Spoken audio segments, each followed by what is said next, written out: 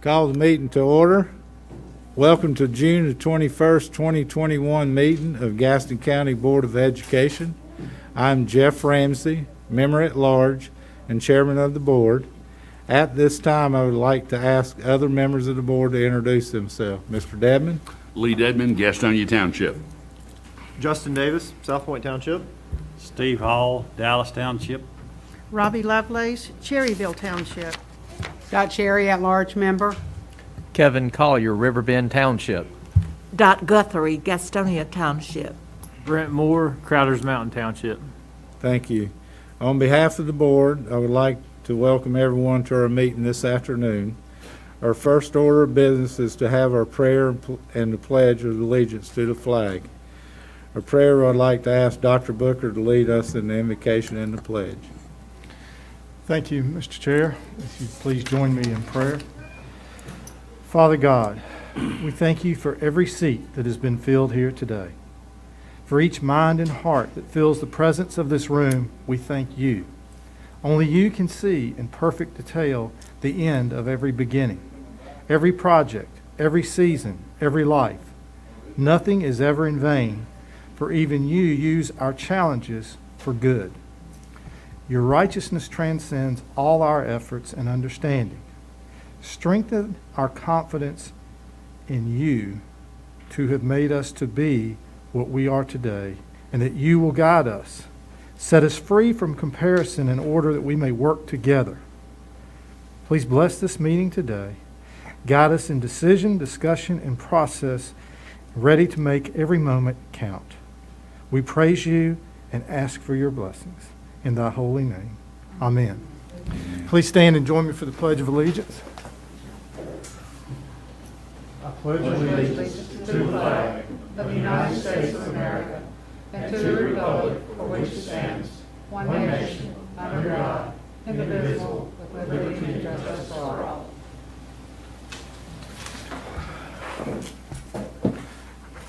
Our next order of business is to adopt the agenda. Mr. Chair, before you move to adopt the agenda, if I could ask that you would remove item 15. We will bring that to you in August. Okay. Item 15. So do I hear a motion to adopt the agenda as amended? Mr. Collier? Mr. Davis, second. Any discussion? All in favor? The agenda is adopted. Our next order of business to hear the good news happening in our school system. Dr. Booker. Thank you. And I will say to you, we have a lot of good news to share. It has been a while since we have been together. First, to recognize the class of 2021. We were so fortunate to be able to have our graduations in person, and I know each of you in the respective graduations you attended were very thankful the way the weather cooperated and spread itself out to allow us to get those in. Over 2,100 seniors received their diplomas on that Friday night, and we had 22 students who earned the distinction of valedictorian or salutatorian, and then Peyton Love of Ashbrook High School was recognized during the graduation. Mr. Dedman presented them a plaque for a perfect attendance of 13 years in our school system. So it was an amazing accomplishment for Peyton to have never missed an entire one day in her entire career. So we want to thank our principals and their staffs. You're talking about adapting and going with the flow. They worked so hard to plan all that it could, and then when the governor loosened the requirements, they were so excited to bring everyone together. Appreciate all the support facilities gave to make it work and provide adequate seating for everyone. So I hope that the community joins me in thinking that it was a memorable graduation experience for all. It was also great this month in June to start it off with the presentation of our awards of excellence in education at the Caramont Health Park. I want to thank our minor league team for their support. They opened up the stadium for us, gave us support of the video and everything, and allowed us to have our program of the year that was sponsored by Truist Bank. And so just to make sure everybody knows, our teacher of the year, Stacy Nizazan from Pinewood Elementary. The principal of the year, Tyler West, was also from Pinewood Elementary. The assistant principal of the year was Bridget Best from Pleasant Ridge Elementary.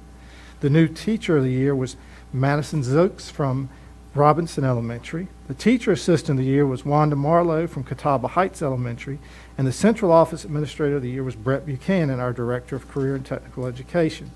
I want to just thank all of them for the work that they do every day and congratulate all of our other year award winners, because each school had a Teacher of the Year that was recognized as well. That award announcement was videotaped, and we'll be showing it on Channel 21. Also, we have in the room with us tonight Dr. Aaron Slutsky, our Chief Technology Officer. Wanted to recognize his election as President-elect of the North Carolina Association of School Administrators, who will serve as the President-elect for 1 year, and then he will be President in the 22-23 academic year. Dr. Slutsky has been providing leadership, and if anybody doesn't know how important technology was, they really got it the last year. And we just think what he does on a day-to-day in our district and the state will benefit from his leadership. Mentoring scholarships. Gosh, it is just one of those events that I really wish we all could have been at for our business partnership, where they coordinate the Paul Fuller Mentoring Scholarship. And a deserving senior receives this every year. This year, Theresa Jordan Green of North Gaston High School, who plans to attend UNC Chapel Hill this fall, was recognized for the Paul Fuller Mentoring Scholarship, and we just wanted to recognize her and congratulate her. Also, the Gaston County Association of Educational Office Professionals, GCAEOP, is what you all have heard. Again, another one of the events that you all are used to attending, but we were unable to have it this year. Recognized our own Todd Hagans as the Administrator of the Year, and Elaine Glenn, our Workers' Compensation Coordinator, was chosen as the Educational Office Professional of the Year. So we wanted to congratulate them. They also presented scholarships to Connor Cochran of South Point High School and Zania Ratliff of Highland School of Technology as part of their annual presentation of awards. And so we want to thank GCAUP for what they do every day. Our schools could not work without all the administrative work that is done by the GCAOP members. So we appreciate them. And if you've been following athletics, we had a long list of high school athletes who participated in regional track and field championships, and they have earned the right to go on a state competition that will be this Friday and Saturday at North Carolina A&T State University in Greensboro. So we just appreciate the many great competitors that we have among our school system, and we look forward to them bringing home some state champions in track and field for Gaston County. Also, if you were watching the Atlanta Braves recently, Renee Smith, who is a speech language pathologist at Tryon Elementary, was recognized as one of their community heroes for 2021 and featured during the broadcast. And this goes back to her work when she was a resident in Atlanta, and they created a foundation for exceptional children, and we just wanted to recognize the great work that she has done there, and she has brought her work here and is doing great work in our school system. So, Mr. Chair, I know that was a lot, but we have great things going on in our school system. Thank you, Dr. Booker, for sharing that good news. The next on the item is an agenda that allows the opportunity of public expression. This is a time when the board will hear comments from the citizens about the matters of public concern related to the school systems. We do have a number of individuals who have signed up. Our board set aside the first 30 minutes of our regular monthly meeting for the citizens to address the board. We wanted to hear from us as many as we can, so if the speakers will keep this in mind as we try to hear from each other. Before we begin, let's outline the procedures. Citizens wishing to make a comment and who have completed a request to speak form will be recognized by the chair and then requested to step to the microphone for their comments. Citizens will state their name and address for the record. Comments will be limited to 3 minutes. The members of the board do not comment on public expressions during public expressions. Public expressions does not allow for comments on confidential or personnel matters. The chair shall rule at all points of order during public expression. So, let's see. The first one is Melissa Lynch.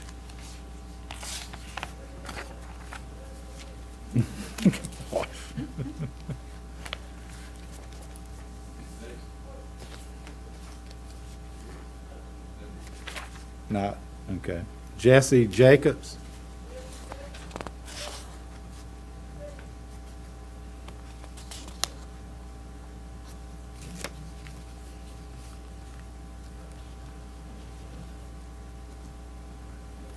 Okay, we got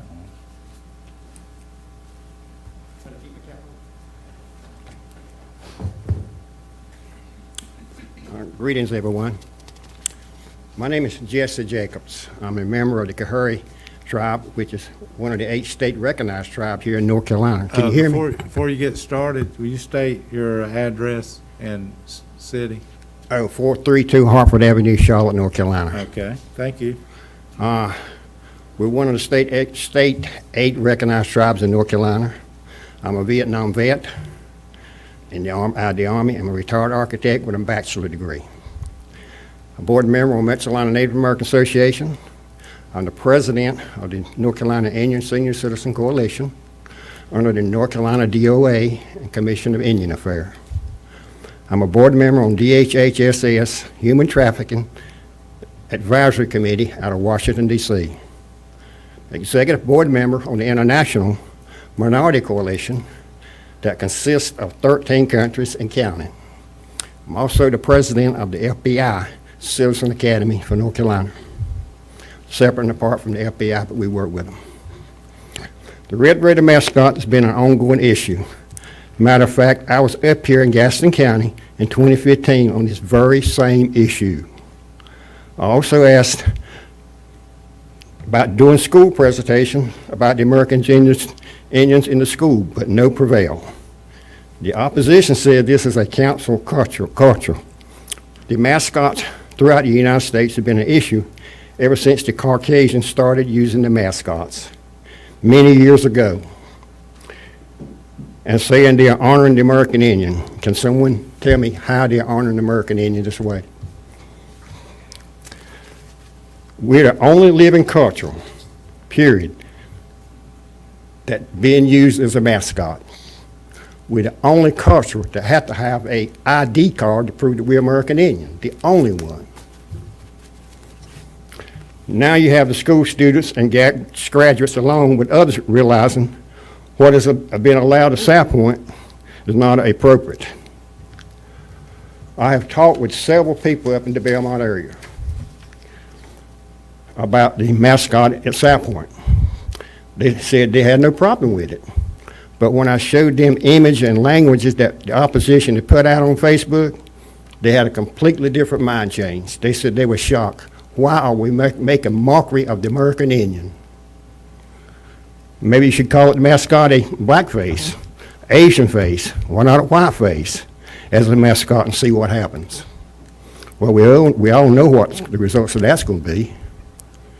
If you continue to insist that this is a community issue, which I have heard many times, and will not meet with us, there's really a solution to this problem if you want to talk. Then we will help you out in the communities throughout 21 and 2022, showing them how the Board of Education is educating their students about diversity. Mr. Jacobs? Yes, We're sir. going to have to call time. We got so many people to get through, but we appreciate you coming tonight. I thought we had 3 minutes.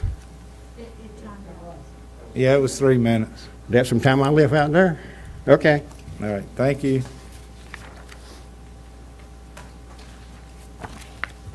Catherine Johnson?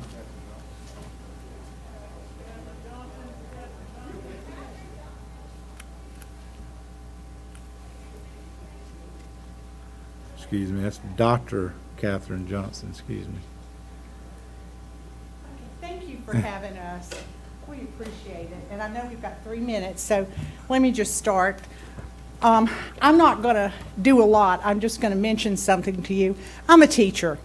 And State what your I'm name, state your Catherine Johnson, Dr. and Catherine Johnson. address and city. 6123 Grove Park Boulevard in Charlotte. All right, thank you. Go ahead. Okay, I'm a neighbor. Well, what I wanted to talk about is the negative impact of racist mascots.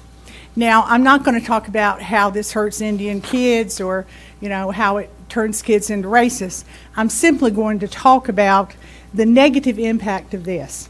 Now, Gaston County advertises itself as a friendly place, Belmont is where Southern Charm blossoms. But I want to read, sorry. I want to read to you a couple of the emails that have been sent to members of the committee. And because I'm a teacher, I'm going to have a quick quiz at the end of it, and I'll ask you whether you think this adds to the brand of Gaston County. And this is in response, this first one, to a discussion about whether non-natives have the right to react to stereotypes. Here it is. Other groups have similar issues, and they aren't screaming over mascots. You people are childish. It's a freaking school mascot. If it hurts your feelings, I'm sorry to say you might not be cut out for the real world. The next one is one that is particularly disturbing.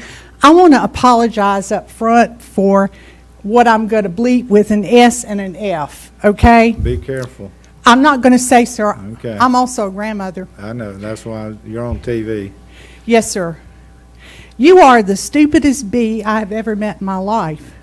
Red Raider will never be retired. If you've got an effing problem with it, I will F you up. B, get a F life. Grow a set of F balls. Ma'am, Sir? I think you're going out of line. Get to I'm your sorry, point. I'm sorry. But I want you now, as an educator and as a member of the community, ask yourself, does this create a good image for the Gaston County brand when we are trying to bring companies to North Carolina, families to North Carolina, tourists to North Carolina? The time for this has passed. And what I would say is that regardless of your personal feeling about the mascot or whether you think it's going to be a real hassle to have to deal with community members' blowback, this doesn't benefit our state long term. This may have been good in 1947 or 1969, but it's not us in 2021.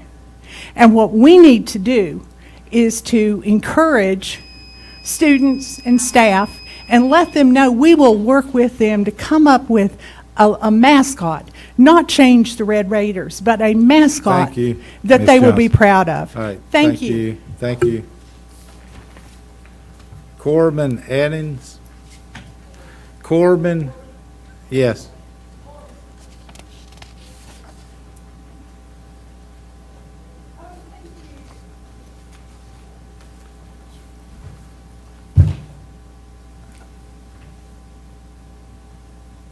You can take your mask off and speak. Excellent. Thank you, sir. Thank you so I know much. you'll like that. Hold on, you can't go that way. She'll hand them out. And state your name and address and city, please. Yes, sir. My name is Corbin Eddings, Vice Chairman of the Lumbee Tribe of North Carolina. I believe my address is on the form. Thank Yes, you, sir. but you're from Pembroke? Yeah, we have to have it on reference. Post Office Box 3482, Pembroke, North Carolina, 28372. All right, thank you. Can everyone hear me okay? Yes, sir. Excellent. As I said, my name is Corbin Eddings, Vice Chairman of the Lumbee Tribe of North Carolina, one of the 8 recognized tribes in North Carolina, the largest tribe east of the Mississippi River. We're here this evening at the behest of a number of our Lumbee tribal members residing here in Gaston County. I'd like to read for you a resolution passed by our Lumbee tribal government on October 15th, 2020. And I will start at the 4th whereas. Whereas the Lumbee Tribal Council recognizes certain educational institutions were founded for Native Americans and have a deep historical connection to Native American communities, such as the University of North Carolina at Pembroke, and do have the right, as a historically recognized Native American school, to emulate that heritage. And whereas Native American mascots were born in an era where racism and bigotry were accepted by mainstream America. Indian sports brands have grown to become multi-million-dollar franchises and have become accepted by mainstream media. Whereas the National Congress of American Indians have, since 1968, launched a campaign to address stereotypes of Native American people in popular culture and media, as well as in sports, and we firmly believe these caricatures and stereotypes are harmful. They perpetrate negative stereotypes of America's first people and contribute to a disregard for the personhood of Native peoples. Whereas the North Carolina Commission of Indian Affairs issued a resolution in 2000 stating the use of offensive Native American descriptions, naming mascots, logos, and sports team nicknames contribute to a negative learning environment in our public schools and institutions of higher learning, and perpetuate a continuum of negative stereotypes about Native Americans, their culture, their heritage, their traditions. Whereas the American Psychological Association issued a statement based on research by Stephanie Freiberg, PhD, of the University of Arizona, stating that Native American mascots undermine the educational experiences of members of all communities, especially those who have had little or no contact with indigenous people, and establish an unwelcome and oftentimes hostile learning environment for Native American students that affirms negative images, negative stereotypes that are promoted in mainstream media. And whereas the National Collegiate Athletic Association introduced a policy in 2005 prohibiting colleges or universities with hostile or abusive mascots, nicknames, or imagery from hosting any NCAA championship competitions, which took effect in 2006. Thank you. Thank you, sir. So we'll see that a copy of the resolution Thank you. You folks have a good evening. Thanks for your time. Ivanka Barnes Dow.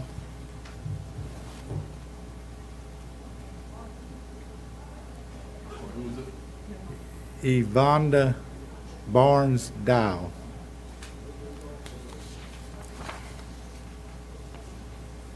That should go on over. Oh, no. Just give it to the.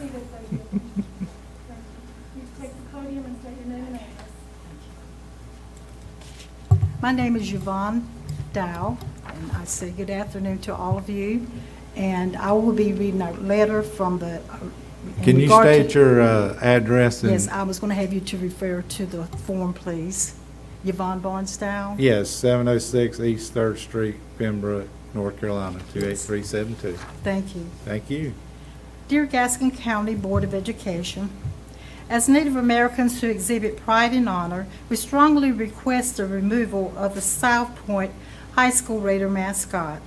Native Americans have for centuries demonstrated and exhibited innate qualities as family-oriented, respecters of nature, spiritual beings, and possessing the highest regard and respect for the Creator God.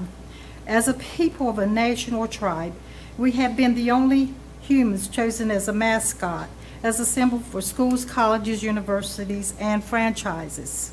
We're human beings created by God. We're not a human or symbol or image to represent a force of fighting, fierceness, devastation, and murder. Some individuals feel that the Indian mascot verifies a means to make the Native American known among the American population. An Indian mascot fails to the utmost degree to make us known among any population. We have no desire to gain any identity, recognition, or popularity in this manner. Any attempt to do so breaches and encroaches upon our self-worth, our creation, and our identity. How many communities with these mascots have any communication with Native Americans, and how do they truly regard them?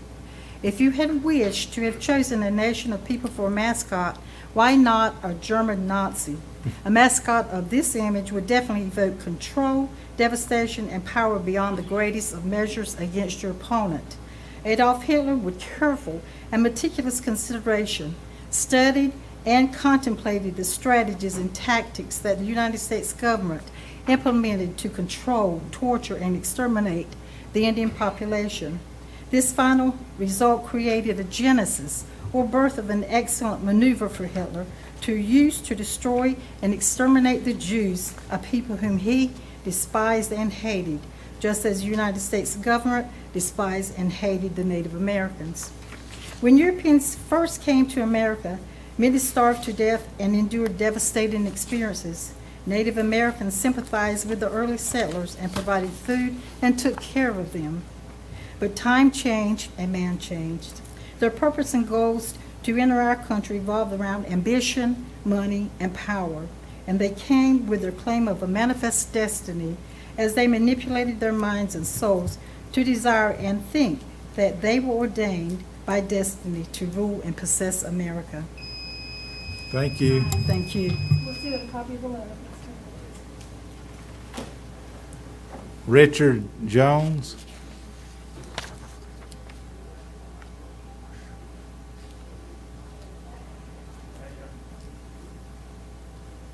There you go. Hi, everyone. My name is Richard Jones. My address is 43 Albert Road, Pembroke, North Carolina. Thank you. You're welcome. I am the representative for our tribal council in District 6, and I would like to read the forward. Native Americans have experienced the worst of terrorism, torture, murder, and devastation. May we plainly share only a small microscope view of terror and murder our people have encountered. And when we, as natives, see mascots like the Red Raider, it's a reminder, as far back as 1636, Pequot villages of women and children were murdered and slaughtered. Under the leadership of Colonel John Chivington, he went in at Sand Creek, murdered Indian women and older people. While Sioux Indian prisoners,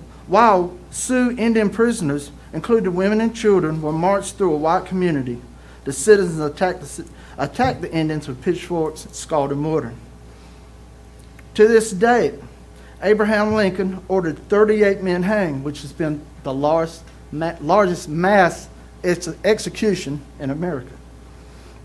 1863, Patrick E. Connor butchered 278 Native Americans and was honored by white men as a brave defender of the frontier from the Red Foe. See, that red name keeps coming up. Colonel Nelson Cole remarked, "Make no peace, attack and kill all male Indians over 12 years of age." And so on. And one of the worst, 1890, Wounded Knee, where many, many people were slaughtered in the cold, in the winter. We've experienced with extreme force assimilation, cutting the hair of our children, receiving punishment for speaking our native language, beaten, abused, and murdered by leaders, learning the English language, destroying our Indian traditions, culture, and way of life, being forced to receive the white man's education, become homemakers and farmers, yet our land was stolen.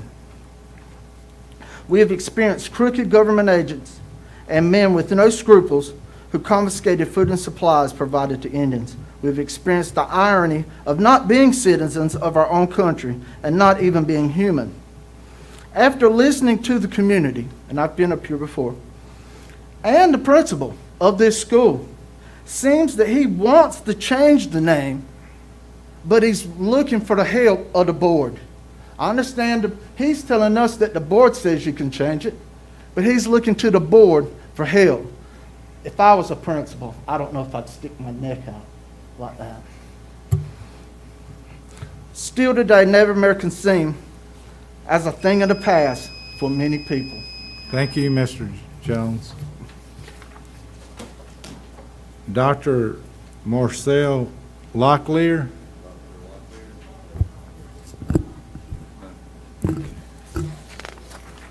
Sharon Hunt.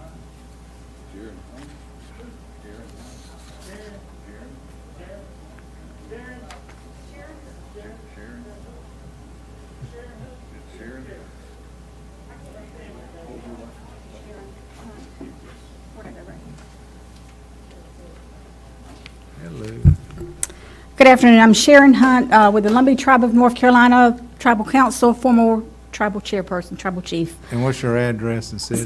It's on their form. Is it 499? Yes, sir. North Carolina 41, Lumberton, North Yes, sir. Carolina? Thank you. Okay, the true raider began with those persons selfishly and arrogantly desiring and finally forcefully raiding, terrorizing, murdering Native Americans when they boldly and with no mercy stole our land and made every attempt to exterminate all of us.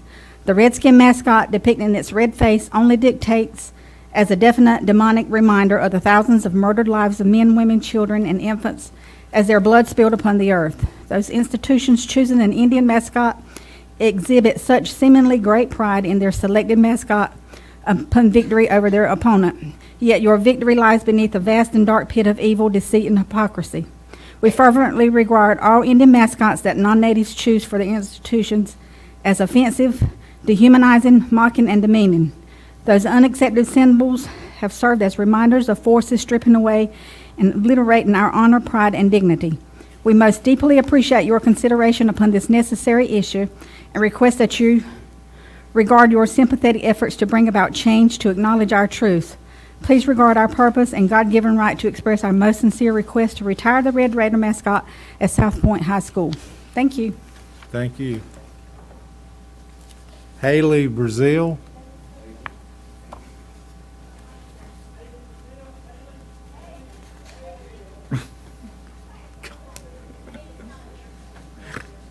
Okay.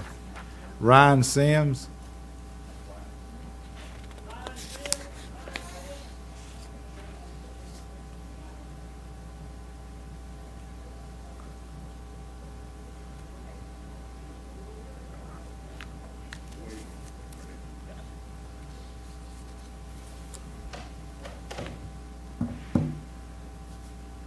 Go ahead. Good evening. My name is Ryan Sims. My address is on the form, and I'm here to speak against the Red Raider mascot. So you're Allison Street, Belmont, North Carolina. Mm-hmm. All right, thank you. I'm here today to talk about South Point's offensive and alienating mascot. I'm a student at South Point, and I have personally seen how this mascot negatively affects our student body. I have seen how the mascot makes my friends feel alienated. I have seen how the mascot even just alienates our community, just in general. Because there's a lot of people at our school who support it, and there's a lot of people who don't support it. And having the mascot, whether it's intentional or not, acts as, it's like the Iron Curtain in the Cold War. It acts as a dividing force between a lot of people in our student body. And I have heard from Native Americans how the mascot negatively affects them. And I can't even imagine taking a glimpse into what that reality is. And I can't imagine that. I personally have seen how the mascot truly affects, like, how our student body, it's not, there's people who I've heard from who have skipped out on even just going to South Point, just based off of our mascot, and how they don't agree with it, they don't think it's correct, and they don't want it to represent who they are as a student. Even for me personally, I'm a proud student at South Point. I love our school, I love our student body, but I'm not a proud Red Raider. I don't like our mascot. Our mascot is wrong. It has a lot of negative racial connotations. It's not okay. It's not a good thing for us to have. And as a community, we're supposed to uplift and protect each other. That's our job. Whether or not you like the people you're with, or it's your job as a community to protect and uplift each other. And that's what we're trying to do here today. And as we've been at these school board meetings for the past a year, almost a year now, we're trying to protect each other. We're trying to look out for one another, and we're trying to even just take the first step in correcting the wrongdoings that this mascot has done to our community. And I believe that we're not going to stop until that happens. We're trying our best here. And I truly think that the mascot needs to be changed. Thank you. All right, thank you. V. Hong.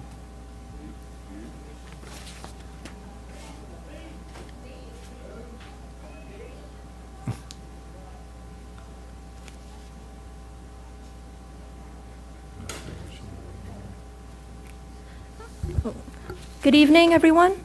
My name is V. Hong, and I just graduated from South Point High School, class of 2021. I would like to thank everyone here who helped. Can you give us your address? Oh, I'm sorry. My name is V. Hong, and my address should be on my form. 228 River Loop Road, Belmont? Yes, sir. All right, thank you. I just wanted to thank everyone here who helped make my last year at school and my graduation happen despite the circumstances. However, that's not what brings me here. I'm here because I don't agree with treating Native American culture as a commodity instead of a living and complex history. Boiling down a culture to a football mascot is more than just dehumanizing and reductive. These stereotypes perpetuate a misleading narrative about Native American culture and history. It should not only exist to be tokenized and used as an emblem for a high school, it should be respected as what it is, a culture and history that is lived and celebrated by real human beings. While I understand this mascot has been used and loved for many years, that does not compare to the harm mascots like these have caused to how Native American people are perceived. So many Native American organizations have spoken out saying that the stereotypes perpetuated by Native American mascots are harmful and undermine their fight for larger issues. I'm here speaking today, and all the other times I have been here, because I believe that changing this mascot is not only the kind thing to do, but is a decision that will be inevitable. I love my high school because of the memories I've created and the community I was able to find here. It has never been because of this mascot. I want people to be able to see and enjoy South Point High School as a school that is accepting and kind. Our current mascot does not reflect that narrative. Thank you for your time. Thank you. Lena Ware.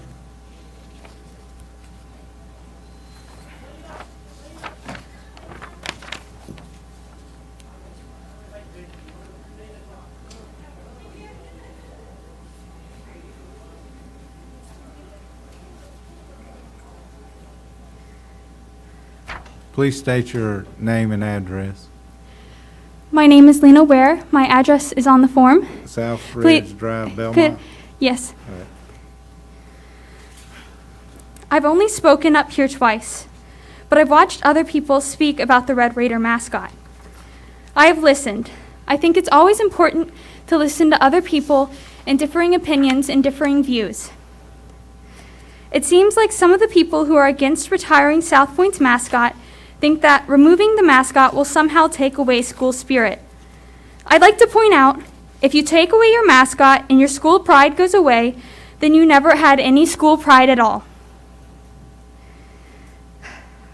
I know what it means to have pride in my school.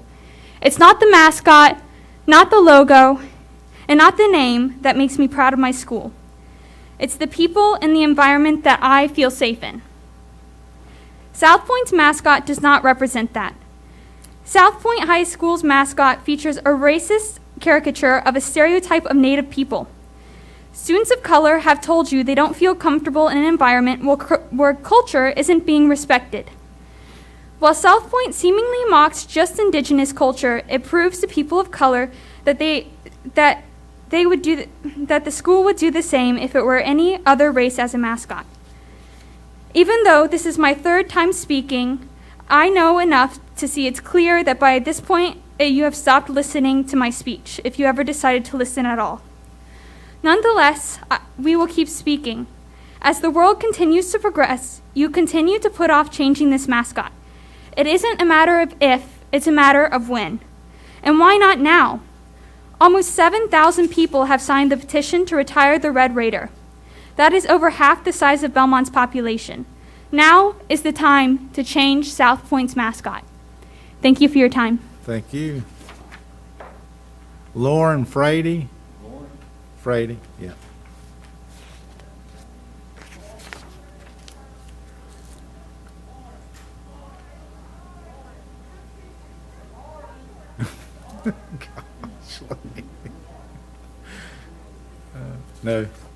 No, you need to stay in for this one because this is a tough one. Rosina, ask for the, I don't even try the last name on this one.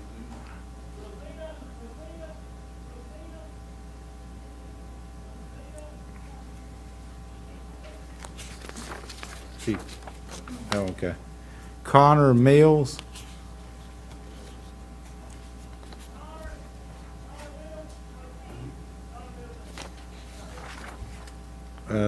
Jasmine Clarkson.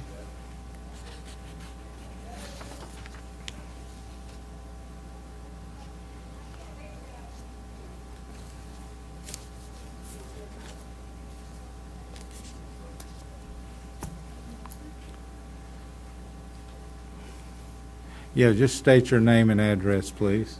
My name is Jasmine Clarkson. My school and my address are on the form.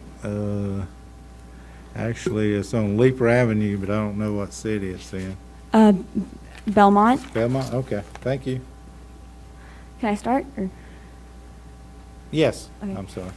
As Black Elk of the Oglala Lakota tribe once said, grown men can learn from very little children, for the hearts of the little children are pure. Therefore, the Great Spirit may show to them many things which older people miss. Here he stresses that children possess great knowledge. As providers of education for these children, it is mandatory that we protect them and make sure that they are not being influenced by harmful and stereotypical biases. It is obligatory that children can learn in a space that encourages open-mindedness and acknowledges its past historical mistakes. You are influenced by your environment. The current mascot is a racist caricature that perpetuates the myth that Native people were these brutal attackers when they were merely defending their land from settlerization and colonialism. This is evidenced through the name itself. The first word, red, refers to the derogatory practice of calling indigenous people's skin red. The next word, raider, once again furthers the myth that Native American people were attacking the white colonizers. South Point High School's indigenous population is less than 1%. For many students, this may be the only experience they have with any Native American culture. By relying on these racial stereotypes, it allows for the South Point students to develop racial prejudice. When asked to defend this mascot, many will say it honors Native culture or it pays respect to Native tribes. If this was the case, why would the mascot rely on a basic caricature? Why not pay direct tribute to the Catawba tribe that resided where Belmont now stands? It is unfortunately seems that this argument is not made in good faith. Instead, it appears people will jump to illogical conclusions to unconsciously defend tradition, even if that tradition is flawed. Another argument made towards keeping this mascot is that changing the Red Raider would be too difficult. The Retire the Red Raider organization has thus provided several alternatives that keep the school's color scheme of red and white. The Rams, the Cardinals, the Red Hawks, among other options. The only thing that would need to be changed would be the racially charged Native American iconography and the derogatory name. The time for change is long overdue. This mascot has been argued against since the 1950s and before. Furthermore, neighboring counties have already changed racially offensive mascots. In 2020, the Union County School Board voted to change their disparaging Rebels mascot. Choosing to keep this mascot is derisively deciding to uphold a portrait that is visibly disrespectful. At the end of the day, you hold all the power to change the mascot. You can make the concluding decision. My final question for the members of the board is this: what could possibly be holding you back? Thank you for allowing me to speak. Thank you. Ava Clarkson.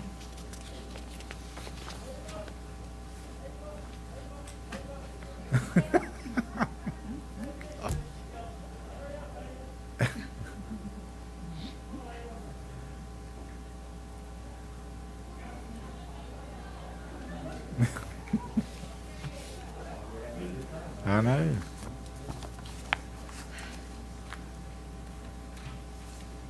Please state your name and address.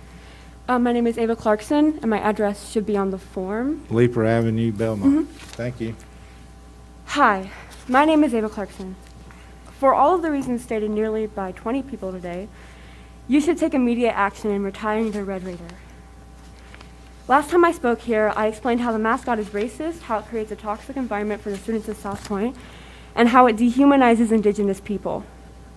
But with all of that being said, still no action has been taken. Which begs the question, why? Can you, in good faith, keep this mascot after hearing countless Native speeches expressing the deep pain this mascot causes them? Or are you actually convinced this mascot isn't offensive? Imagine someone slapped you in the face. You say to them, "Hey, that actually really hurt."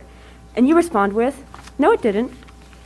You'd be really confused, because after being the one who got slapped in the face, you would be the only one to know whether it hurt or not. The person slapping you in the face doesn't feel your pain. So why is it that after Native American students and citizens have expressed how the South Point mascot is offensive and hurtful, non-Native people beg to differ? Non-Native people claim that it's empowering, despite over 1,500 Native organizations saying otherwise. Can you still use tradition as an excuse for this mascot? Since the 1950s, people have spoken out against this terrible mascot. A prominent argument is that we need to stick to tradition, but look at where sticking to tradition has set us back in the past. Until 1920, women weren't allowed to vote in the US. It wasn't traditional. Until 2015, gay people couldn't get married in countless states in America because their marriage wasn't traditional. Until 1965, interracial marriage wasn't nationally legal in the US because it wasn't traditional. Do you see the pattern here? The traditional excuse has kept countless marginalized groups from existing in peace. It seems as if the only people tradition benefits are those with the most power and privilege. If respecting Native people isn't traditional enough for you, then tradition is just another way for those in power to uphold their power. Is keeping this mascot even worth it? Obviously, why you change a mascot shouldn't be for economic or social status reasons. But we won't stop coming here and posting about this until change happens. So are you willing to have multiple news channels cover you over this controversy? Are you willing to be the talk of the town because changing the mascot is too much work? How much longer will this have to go on for you to finally listen? As I leave here today, I will ask again, when will this matter come to a vote? We don't answer questions. Are you finished? It seems as though, again, we have no response. But now isn't the time for comments, and you know that. It's not the time for comments, it's the time for change. Thank you for your time. Thank you. Mayor Charlie Martin.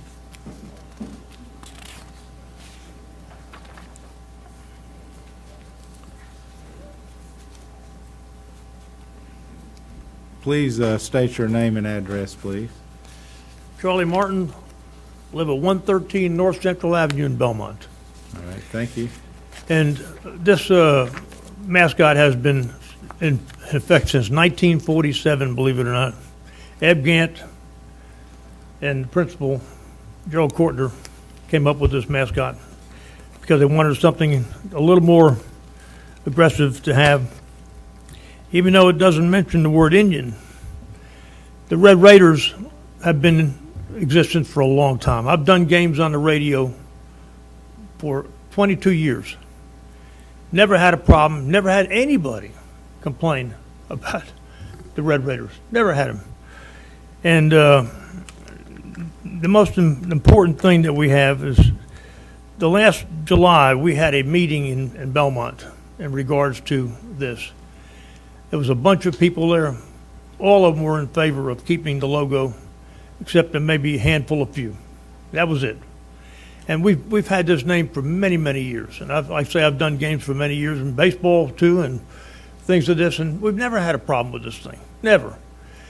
A lot of these people are outsiders that come in here to talk about this thing. They were recruited from different places.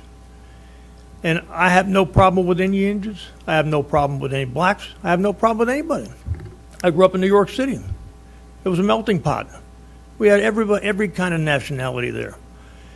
But I came down here, and I've been mayor for 7 years, and the town is a great town. We take in everybody that wants to come to Belmont, try to make them feel at home. It's a great place. And I don't have any problems as far as anybody coming to Belmont. I don't have any animosity toward any Indians. I've worked in many, many places where there were Indians in Lumberton and Laurinburg and places like that. And just good friends of mine, good people. I have no qualms with anybody, no matter what nationality they are, none whatsoever. But all I can say is that we need to go ahead and think this through, really, because that name's been in there for a long time. It's not offended anybody around here that we know of. Never heard anybody complaining about it. So that's all I have to say. God bless you all, and make the right decision, please. Thank you. Thank you. Dot Martin.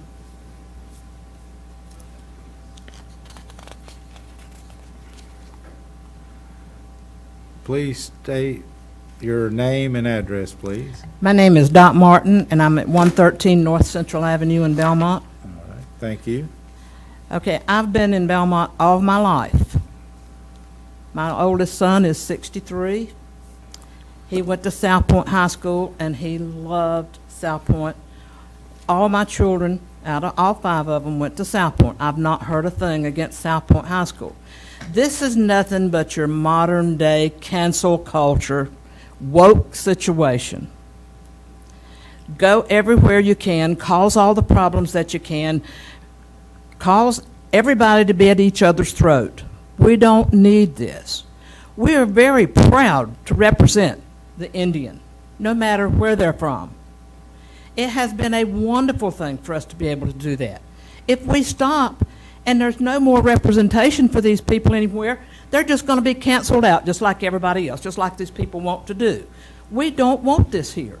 We care about the South Point Red Raiders because it does represent people still caring about the Indians.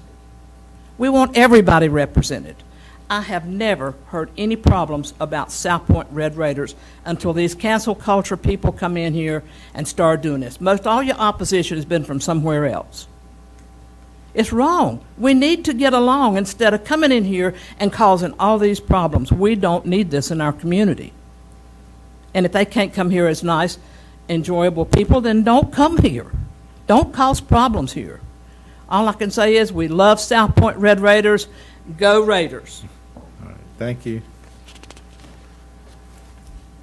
Michael Hoover. Hoover, right? We're getting close.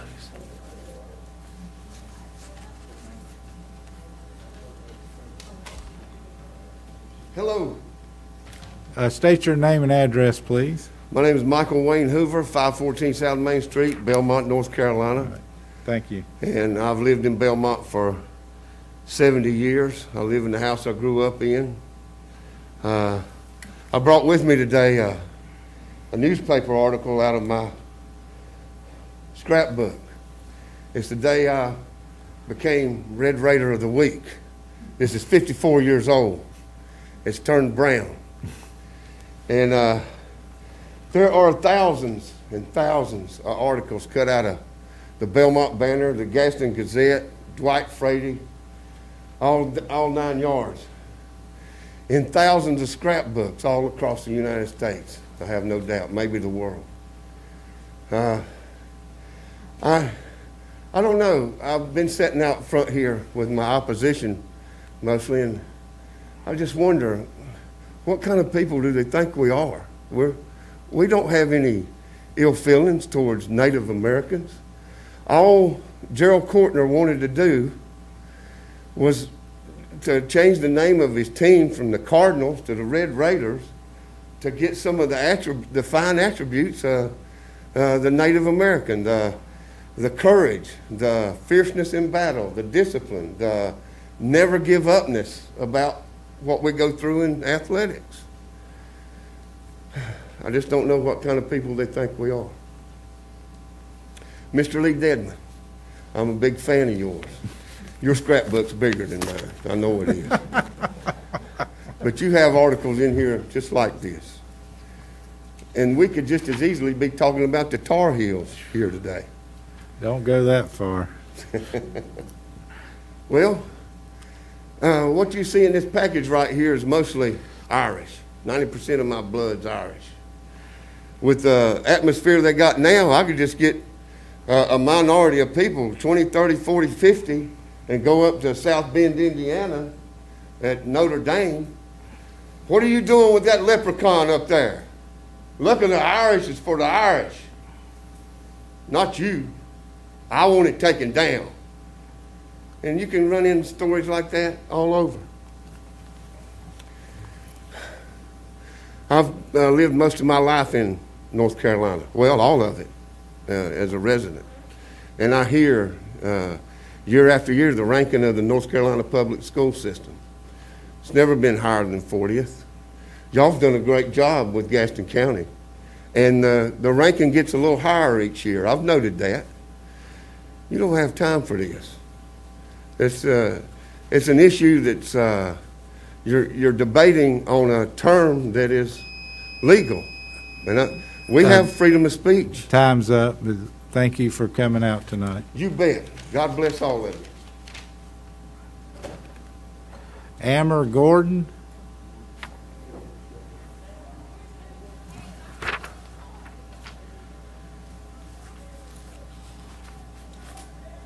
I think.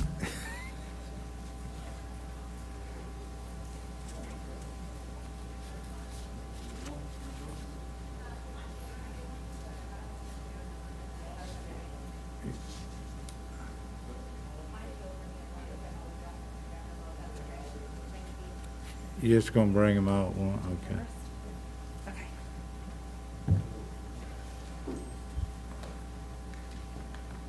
Hi, my name is Amber. I'm sorry. That's fine. State your name and address, please. It's Amber Gordon, and my address is on the form. Are you at Stonewater Bay, Mount Holly? Yes. All right. Thank Can you. that clock be reset to 3 minutes? No, go ahead. We've Okay. been way behind. Okay. I was on time. So I'm a mom of 3. 2 children are currently enrolled in our school system. Before COVID existed, we would say how much we love the school system and can appreciate the hard work that's went on. However, we are extremely disappointed with the way you've all handled masking our children. The day our children came home and said, "Mom, I can't breathe, I'm dizzy, I can't focus, I'm claustrophobic, I'm so tired," is the day we said no more. They described how afraid they are of staff because they've seen each of them turn into a mask police and say they would rather suffocate for the sake of embarrassment and shaming. When my husband and I notified the schools that we'd no longer be masking our children, we were told that they weren't allowed to return and must provide a doctor's note, which is a direct violation of the governor's Executive Order 215. The order gives an exemption. One should not wear a face covering due to any medical, behavioral condition, disability, or any person who has trouble breathing. Our children are exempt. Our rights are being stripped by you. Our daughter's school allowed her to enter the school without a mask, yet punished her by segregating her from her peers. She took her EOGs alone. This has all been documented. This is absolutely disgusting and leaving our children with irreversible damning effects. Who's liable here? While we understand the governor's order has changed, there has been one constant, which is the public health toolkit.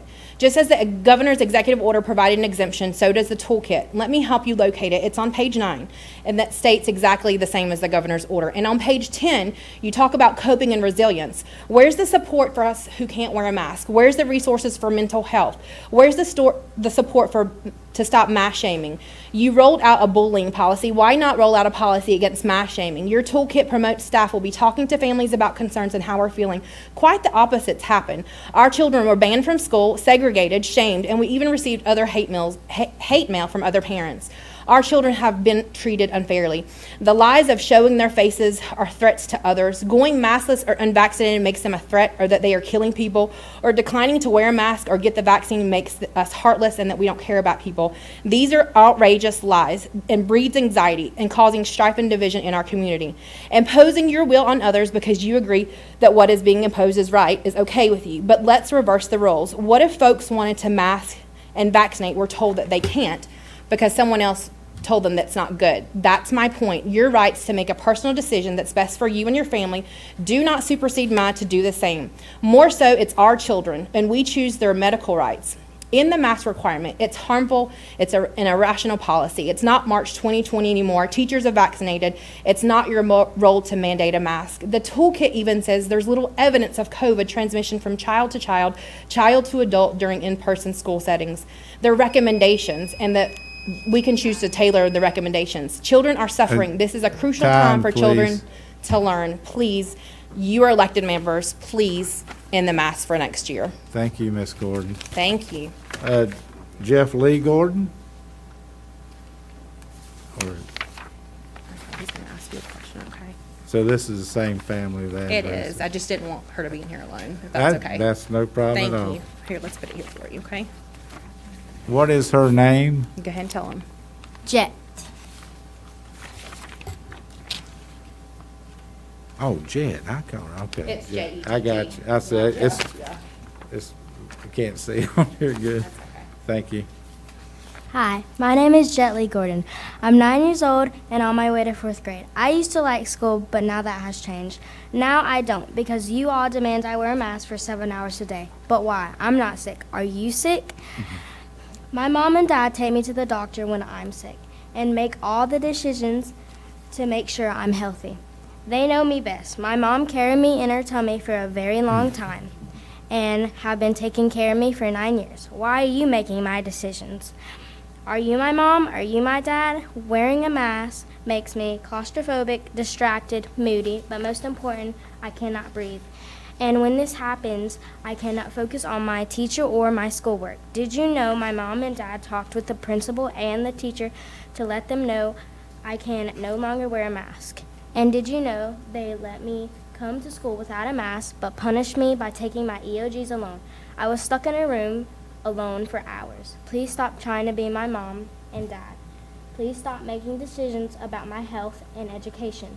Please give my parents the choice to unmask me. It's my body, my choice, and my right. Thank you. Thank you.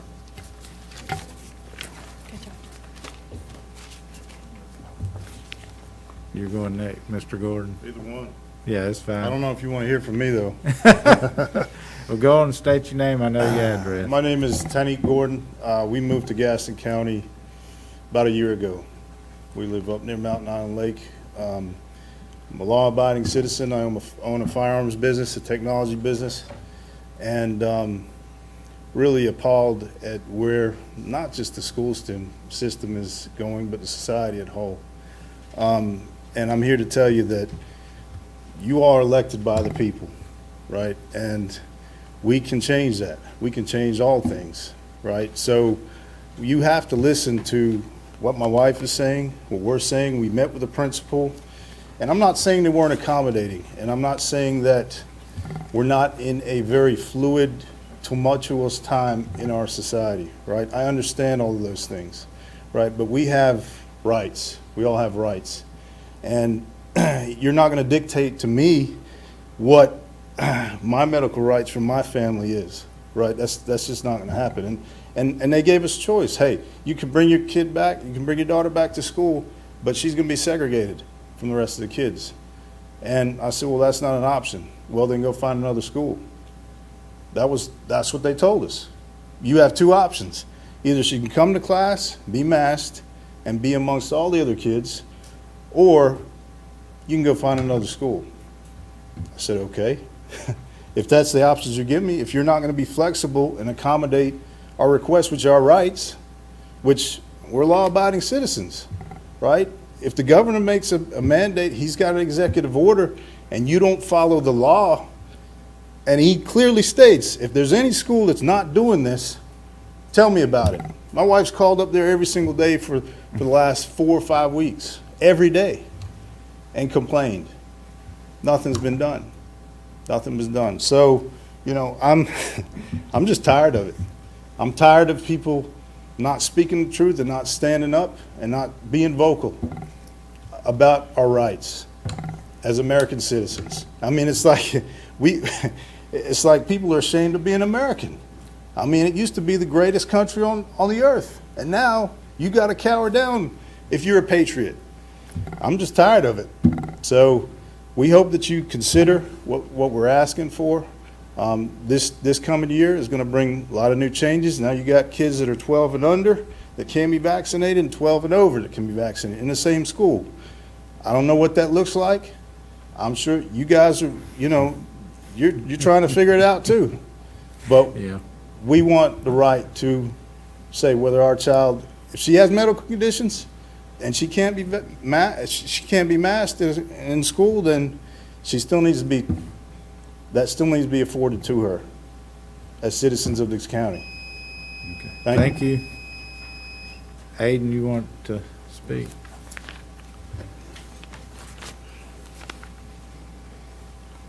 Go ahead. Okay.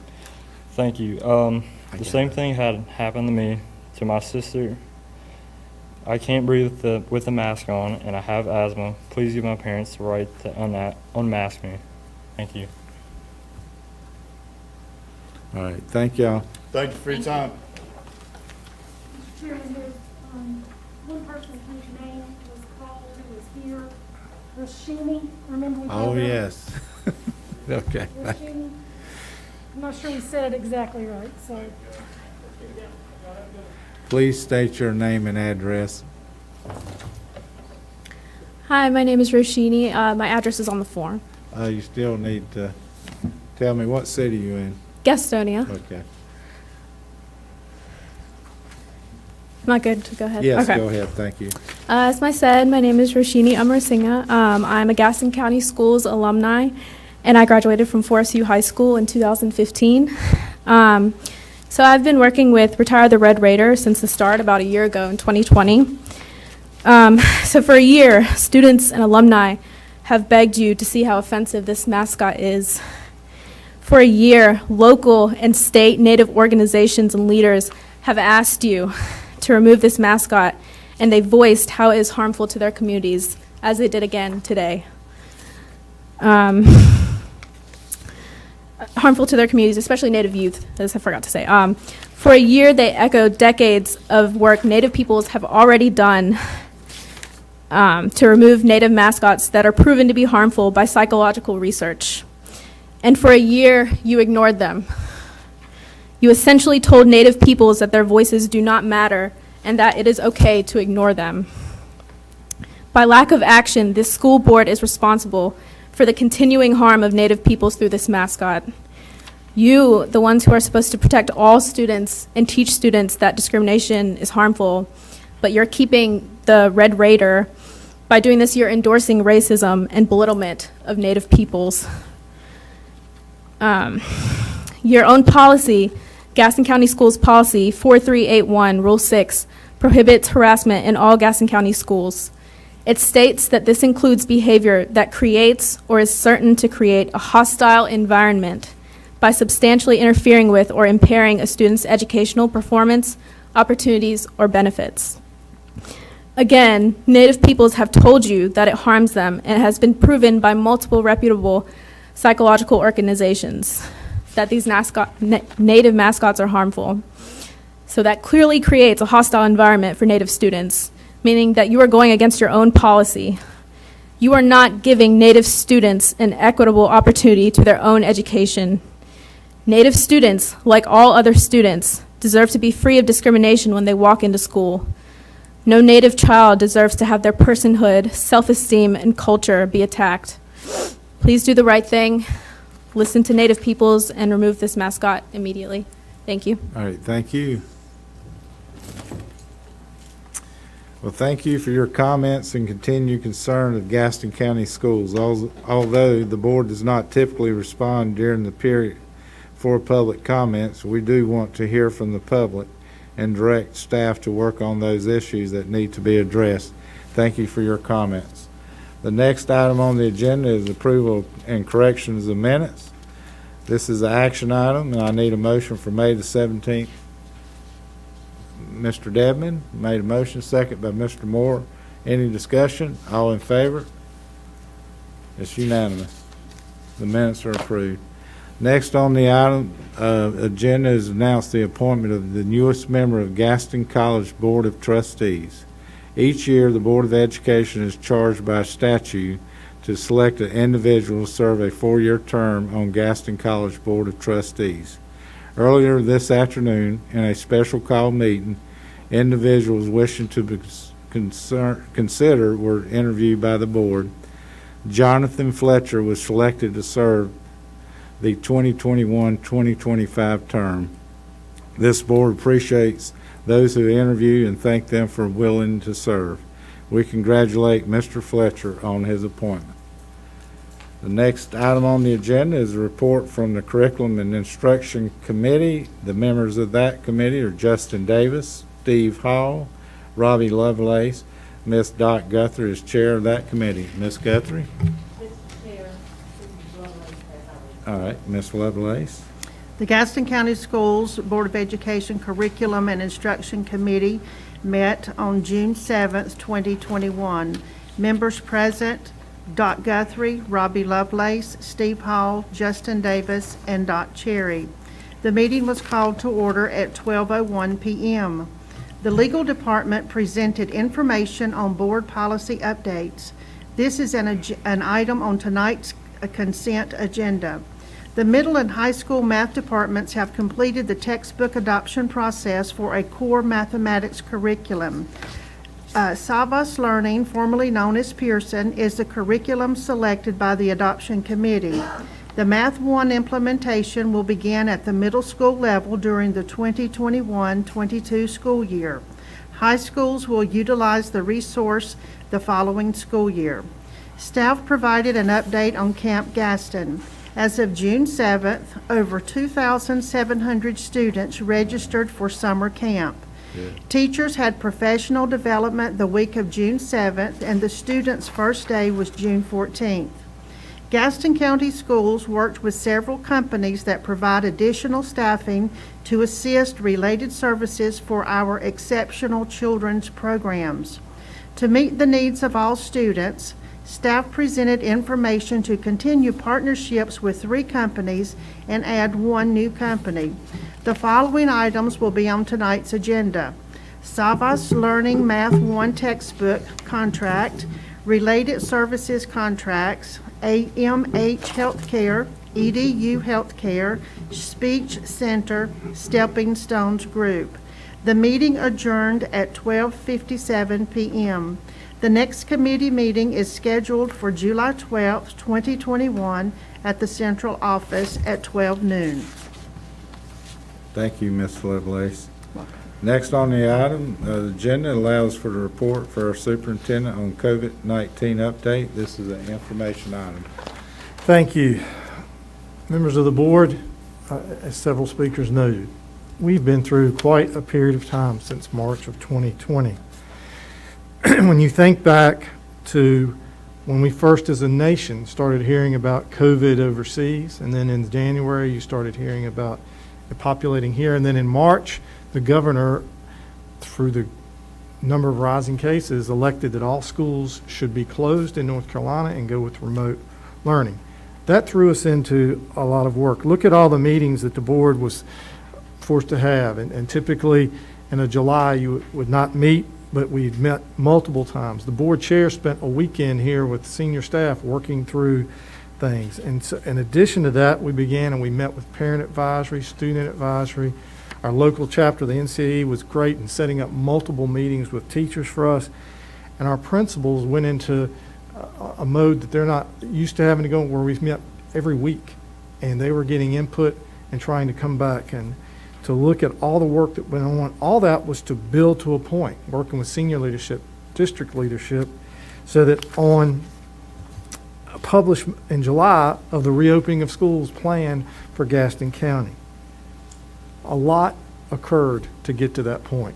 And a lot was based on the knowledge at that time. It is easy to sit here today in June and look back at last July and say why or what, but with the knowledge that was given then, a tremendous amount of work went into doing that. As you look on August 17th, the date that was mandated by the General Assembly, districts across the state were required to either have a plan A, B, or C for an operation. We were required to develop all three plans. After much effort and discussion and really thoughtful, respectful debate by this board, we opened in Plan B, which was unique across the state when you looked at the number of districts and how they operated. But we felt that we could operate safely 2 days a week, using Wednesday as a remote day and deep cleaning and offering time for our staffs to do professional development, meet the individual needs of students. And that went along through the fall. And then the North Carolina High School Athletic Association, as they gained more knowledge, on November 16th allowed high school athletics to begin. And so then we enter winter break. And there was a lot of discussion about winter break and what could happen. But one of the things we knew was we were in a hurting community. By then, our school nutrition had served over 1 million meals. And so what will we do to meet that demand over that? So they came up with a weekly box of food that could be distributed, and thousands of those were distributed in our community. And so that led us to where we began the next year. What would that look like as we came out of winter break? This board again entered into thoughtful consideration and respectful debate about what could be done. And from that point, you said we wanted to look at a plan A for elementary starting on March 1, and then after spring break, we would bring back the middle and high schools. In that time period, lawmakers reached an agreement where they were encouraging schools to operate and provide face-to-face instruction. Much of the direction they provided was something you had already been doing since the fall in Gaston County schools. So we did listen and react to that. At the same time, you all opened up middle school athletics. We had not done middle school athletics in the fall. We felt we were in a position where we could do middle school, and we elected to pick up the sports that had been lost in the previous year. Then our spring break, once again, school nutrition stepped up to meet a community need and provided the same weekly meals in a boxed format.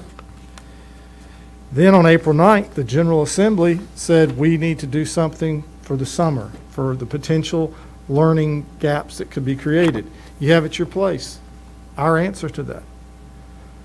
You heard Ms. Lovelace's report about the numbers of students in our summer programs, which got off to a great start last week, and we appreciate all the staff that volunteered to work in those camps and then to work with our students for the next 6 weeks.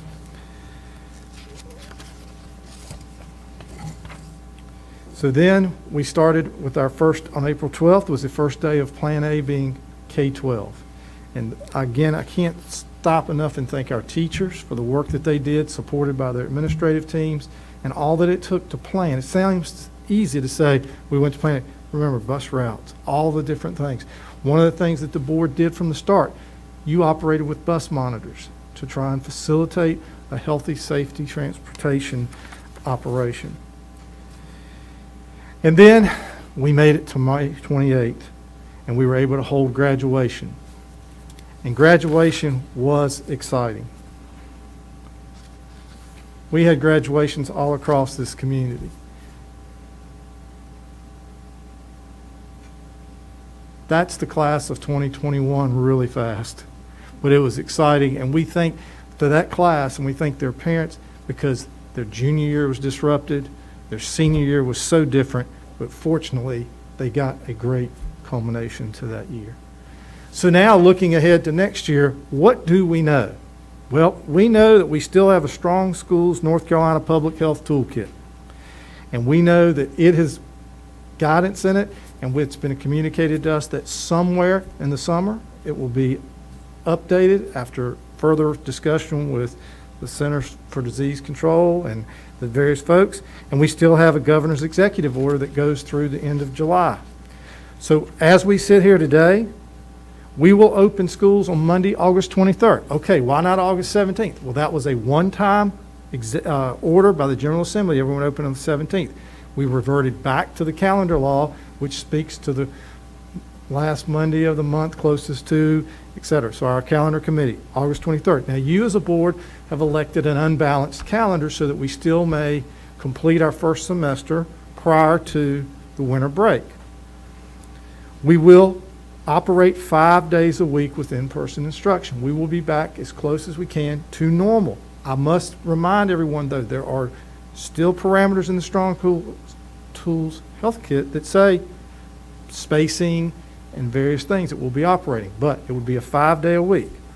We will continue with the 2-tier operation, elementary instruction beginning at 7:30. Students may be dropped off at 7. Middle and high school instruction beginning at 8:30 with students able to drop off at 8. Some of our schools work and do earlier times than that, but that is the published times that we have.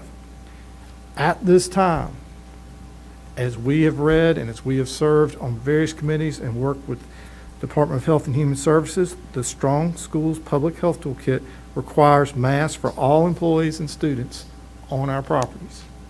I know, just as we've had speakers, that is not what everyone wants to hear, and it is a challenge, but I last week was on a statewide call where the state officials said without a vaccine, 12 and under, and out an implementation, even if it were developed and available next fall, it's still going to be implemented. That we all should be planning to operate our schools with masks. Also, the Gaston Virtual Academy will continue to be an option for the qualified students, and Dr. Balknight will present about that later. So I just wanted to do that quick to, again, say thank you to you for your leadership and support of the schools and what they have done, and to thank our principal leaders and all the people that support them for what they have done to make this year work. And we know that next year, many of us have said next year may be harder than this year, because as we sat here last year and you could get some energy and adrenaline in trying to figure it all out. Well, it's been figured out, and it's tired. Everybody's tired. But everyone has stepped up. It's so impressive to see our summer camp have all these folks willing to work and willing to be there for kids. We are fortunate to have a quality organization. So we will continue to update you as we get it, but those are the parameters we know now. Mr. Chair? Thank you. Before we move to the agenda, I just want to thank you as superintendent and our staff, our teachers, and everyone again for getting us through the pandemic. Will definitely go down in history. Also, I'd like to recognize my fellow board members and the leadership of Chairman Moore last year through the hard part of the pandemic when it started last March. I know how much he put into the dedication and hard work. And I know we was in a no-win situation, but I think we did the best we could do, and I appreciate all the hard work. Dr. Bachnight, Gaston Virtual Academy 2021-2022 information item. Yes, sir. Good afternoon, Chairman Ramsey, Chairperson Cherry, Superintendent Booker, and board members.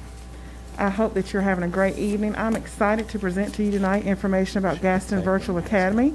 Dr. Booker mentioned at the end of his presentation, we're very excited to offer a virtual remote option for our families again next year. We actually were offering remote instruction prior to the pandemic. Last school year, however, we served 7,000 students in a virtual environment. We were one of the few districts that did not move students back to their home school to work with their teachers in the classroom and virtually. We intend to continue that process moving forward. So we have a flexible schedule at our virtual school. This choice program was approved and created several years ago for our families that had other things during the day. For example, gymnasts that are trying out for the Olympics, equestrians, and others.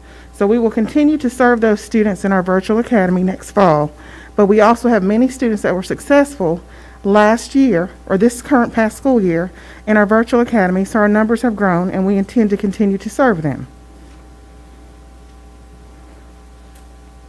So here I'll just highlight the process so that we're all clear about the steps that were taken to make sure that our families are in a good fit for their students next year. So we had an open window during the school choice window for all families, and families applied for this program as a school choice option. They had to apply, and we over-promoted the program to everyone in the entire county. We also sent personal invitations to the students that were currently enrolled in GVA this school year and had information sessions for them. We then reviewed the acceptance criteria with our internal and external stakeholders so that everyone was clear. While we allowed all students to participate this year and we worked with them, we really want to make sure that we're identifying the right children for virtual instruction moving forward. So students were accepted into the program based on their previous history in the program or other survey information that was collected by the school. Students then received their acceptance letter into Gaston Virtual Academy.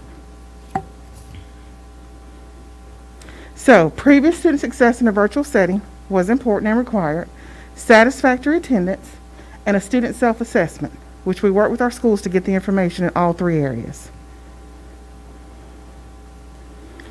So again, our focus here in Gaston Virtual Academy, we had our lottery on April the 1st, we accepted seats, and they had until April 14th. We actually have extended that lottery timeline, have called families personally that did not accept their seat.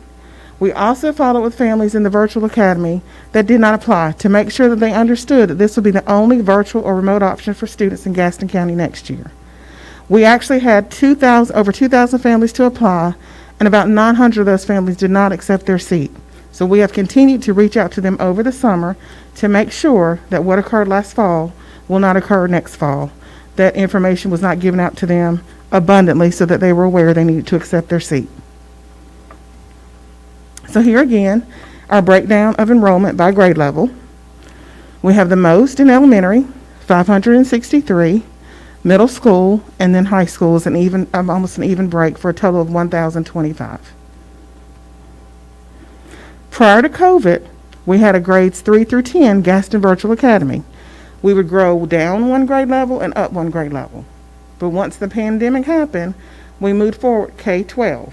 We're putting some additional supports in K-2 because that's a very different type of student that needs additional support to do well in Virtual Academy. So all virtual students will receive all of their instruction online, 100%. However, there'll be lots of supplements to the instruction. We will go back to our traditional model that we've had before, which is much of a blend. So children will often come on campus for guest speakers by grade level, virtual and real field trips for clubs and activities, which I'll talk about a little bit more in just a minute, but also some other things. Our students will no longer be cross-enrolled. So if you've decided to participate in the choice program of Gaston Virtual Academy, you are truly a Gaston Virtual Academy student. That means you're not assigned still to a home school. We follow the standard course of study for North Carolina, so they're receiving the same instruction in a different way that our students receive face-to-face. We have hired Gaston Virtual Academy teachers. We were so fortunate this year to have such great teachers in our Virtual Academy program. We had an application process, and they applied if they were interested, and we were able to select very good teachers that are ready and prepared to teach in a virtual environment next year. So our Virtual Academy students, which is what our families enjoy, it is self-paced, so we're not holding anyone back or not pushing anyone forward. They're able to work with their teacher and pace out their support and where they are with their instruction. And it's flexible because, again, the premise of the choice program was for those families that need to have flexibility and could not do a traditional school day and still meet the needs of their student. So our elementary students will receive synchronous instruction, meaning they'll have live face-to-face instruction every day with a teacher. They will continue to have the same class size limits as our students that are face-to-face, which is very important.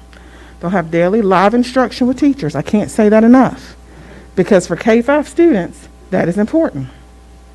For a K-5 student, when you're virtual, you still need a parent at home supporting you, but you will have live instruction every day. They will follow a modified K-5 abbreviated virtual daily schedule. So we had many breaks this school year. We learned a lot from virtual instruction this year with the numbers that we had. So they'll have lots of breaks during the day. Many parents have talked about screen time. So that's one of the things that we'll make sure that we give them ample breaks, interactive things throughout the school, social emotional learning activities and other things.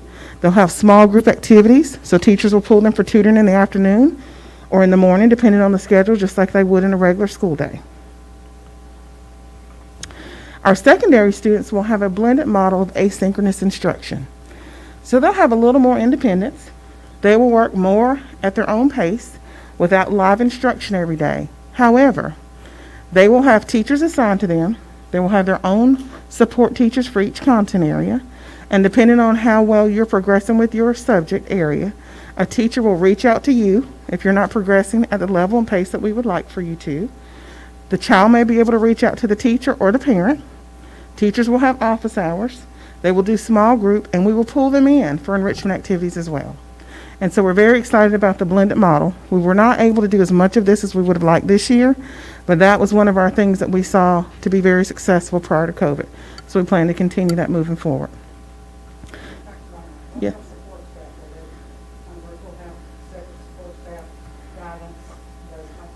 Thank you so much for asking that question, Ms. Cherry. We have a principal for the school. We have administrators for the school. We have counselor job postings now. We have a front office staff for the school and ample teachers and other supports. This is a true school with a school number that will have 1,000 students. So they'll have all the supports that any other school. No crossover. We've assigned a social worker to the school for specific days. Whereas in the past, if you were enrolled in another school, then you had a different social worker working with you than someone else. They'll have their own staff this year. I have a question, Dr. Buckner. So as to avoid conflict and confusion at the beginning of the new school year, you mentioned that 900 did not accept their seat. So is there a way to contact those parents to validate that they did not accept the seat so that at the last minute they won't rush in to say, well, I didn't know that and that's why I'm here right now? Yes, ma'am, and thank you for asking that question, Ms. Guthrie. That was a huge issue for us. We all remember that last fall, and we've worked really hard to make sure that we have over-communicated with our families. The homeschool principal has contacted those families this year. Our virtual academy principals have called as well. We've sent automated messages, and then today I met with our director of student assignment, and we sent them a final email. And again, the window opened on April the 1st. It's supposed to be open for 2 weeks, but we kept the window open. We've kept it open that long to make sure that everyone was clear that if you want virtual instruction, you must be enrolled in Gaston Virtual Academy, and they will get a notification today that their time has expired in making the decision. And then we'll work with families if we need to at this point, because this is still early enough for us to move forward. But we can't move teachers as we did last fall. And one more question. You mentioned standards. Will the virtual teachers have an opportunity to plan with those teachers that are actually teaching in person at some point in time? Do they have the time together to collaborate? So one of the things that we're excited that we'll have ample teachers, especially in K-5 and by grade level. They have been signed a district curriculum facilitator team. They will be planning, because their instruction may look a little different. They'll all use the same resources, but they'll be planning and integrating more videos and other things that maybe a classroom teacher may be able to do a hands-on activity. So they're going to have ample time in planning. One of the things that we're doing in our summer camp, Camp Gaston, is we're training all of our teachers this summer. They're included in that training on our resources.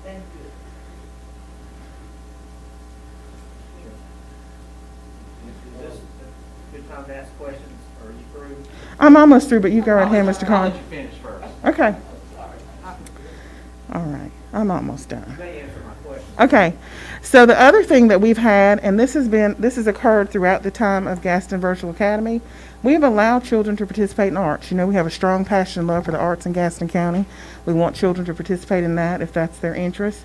They also can participate in CTE courses and join GVA clubs. So I want to focus on the difference between the top two bullets and the last bullet. So we don't necessarily have an arts program in Gaston Virtual Academy. So we've worked with students in the past that if they want it to be, for example, in the van, if their parents could work things out to get them to school for that class period, then we would use their address and let them go to the school that's in their geographic assignment area for that van class. And we've had about 10 children to take us up on that in the past. So we will continue that for those courses in CTE. Clubs, however, because we want those children to come together and connect at GBA, like students, we have days that they come in for club days and do activities together. So they wouldn't go back to their home school for a club. They would go to Gaston Virtual Academy for that. Where would that be?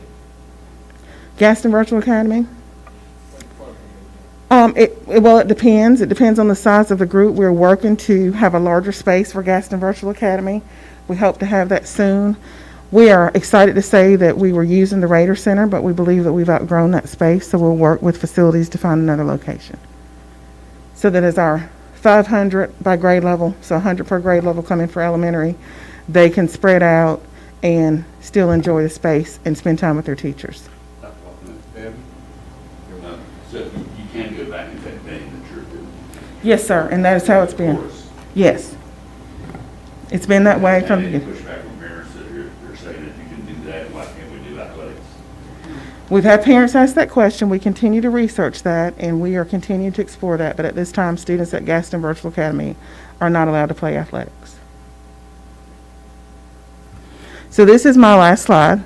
Just wanting to remind everyone that this is our choice program. So again, if you have decided to have a student participate in virtual or remote learning next year, please reach out to us to have them screened. This is the only place that students will be able to receive virtual or remote instruction next year. Well, the very next slide answered my question about clubs. And Lee's question actually kind of answered the question about where we are with athletics. So we're staying the same as we were last year at this point in time? Yes, sir. Okay. Thank you, Dr. Bachknight. Thank you. Next on the agenda is the 2021-2022 interim budget. Gary Hoskins, and this is an action item.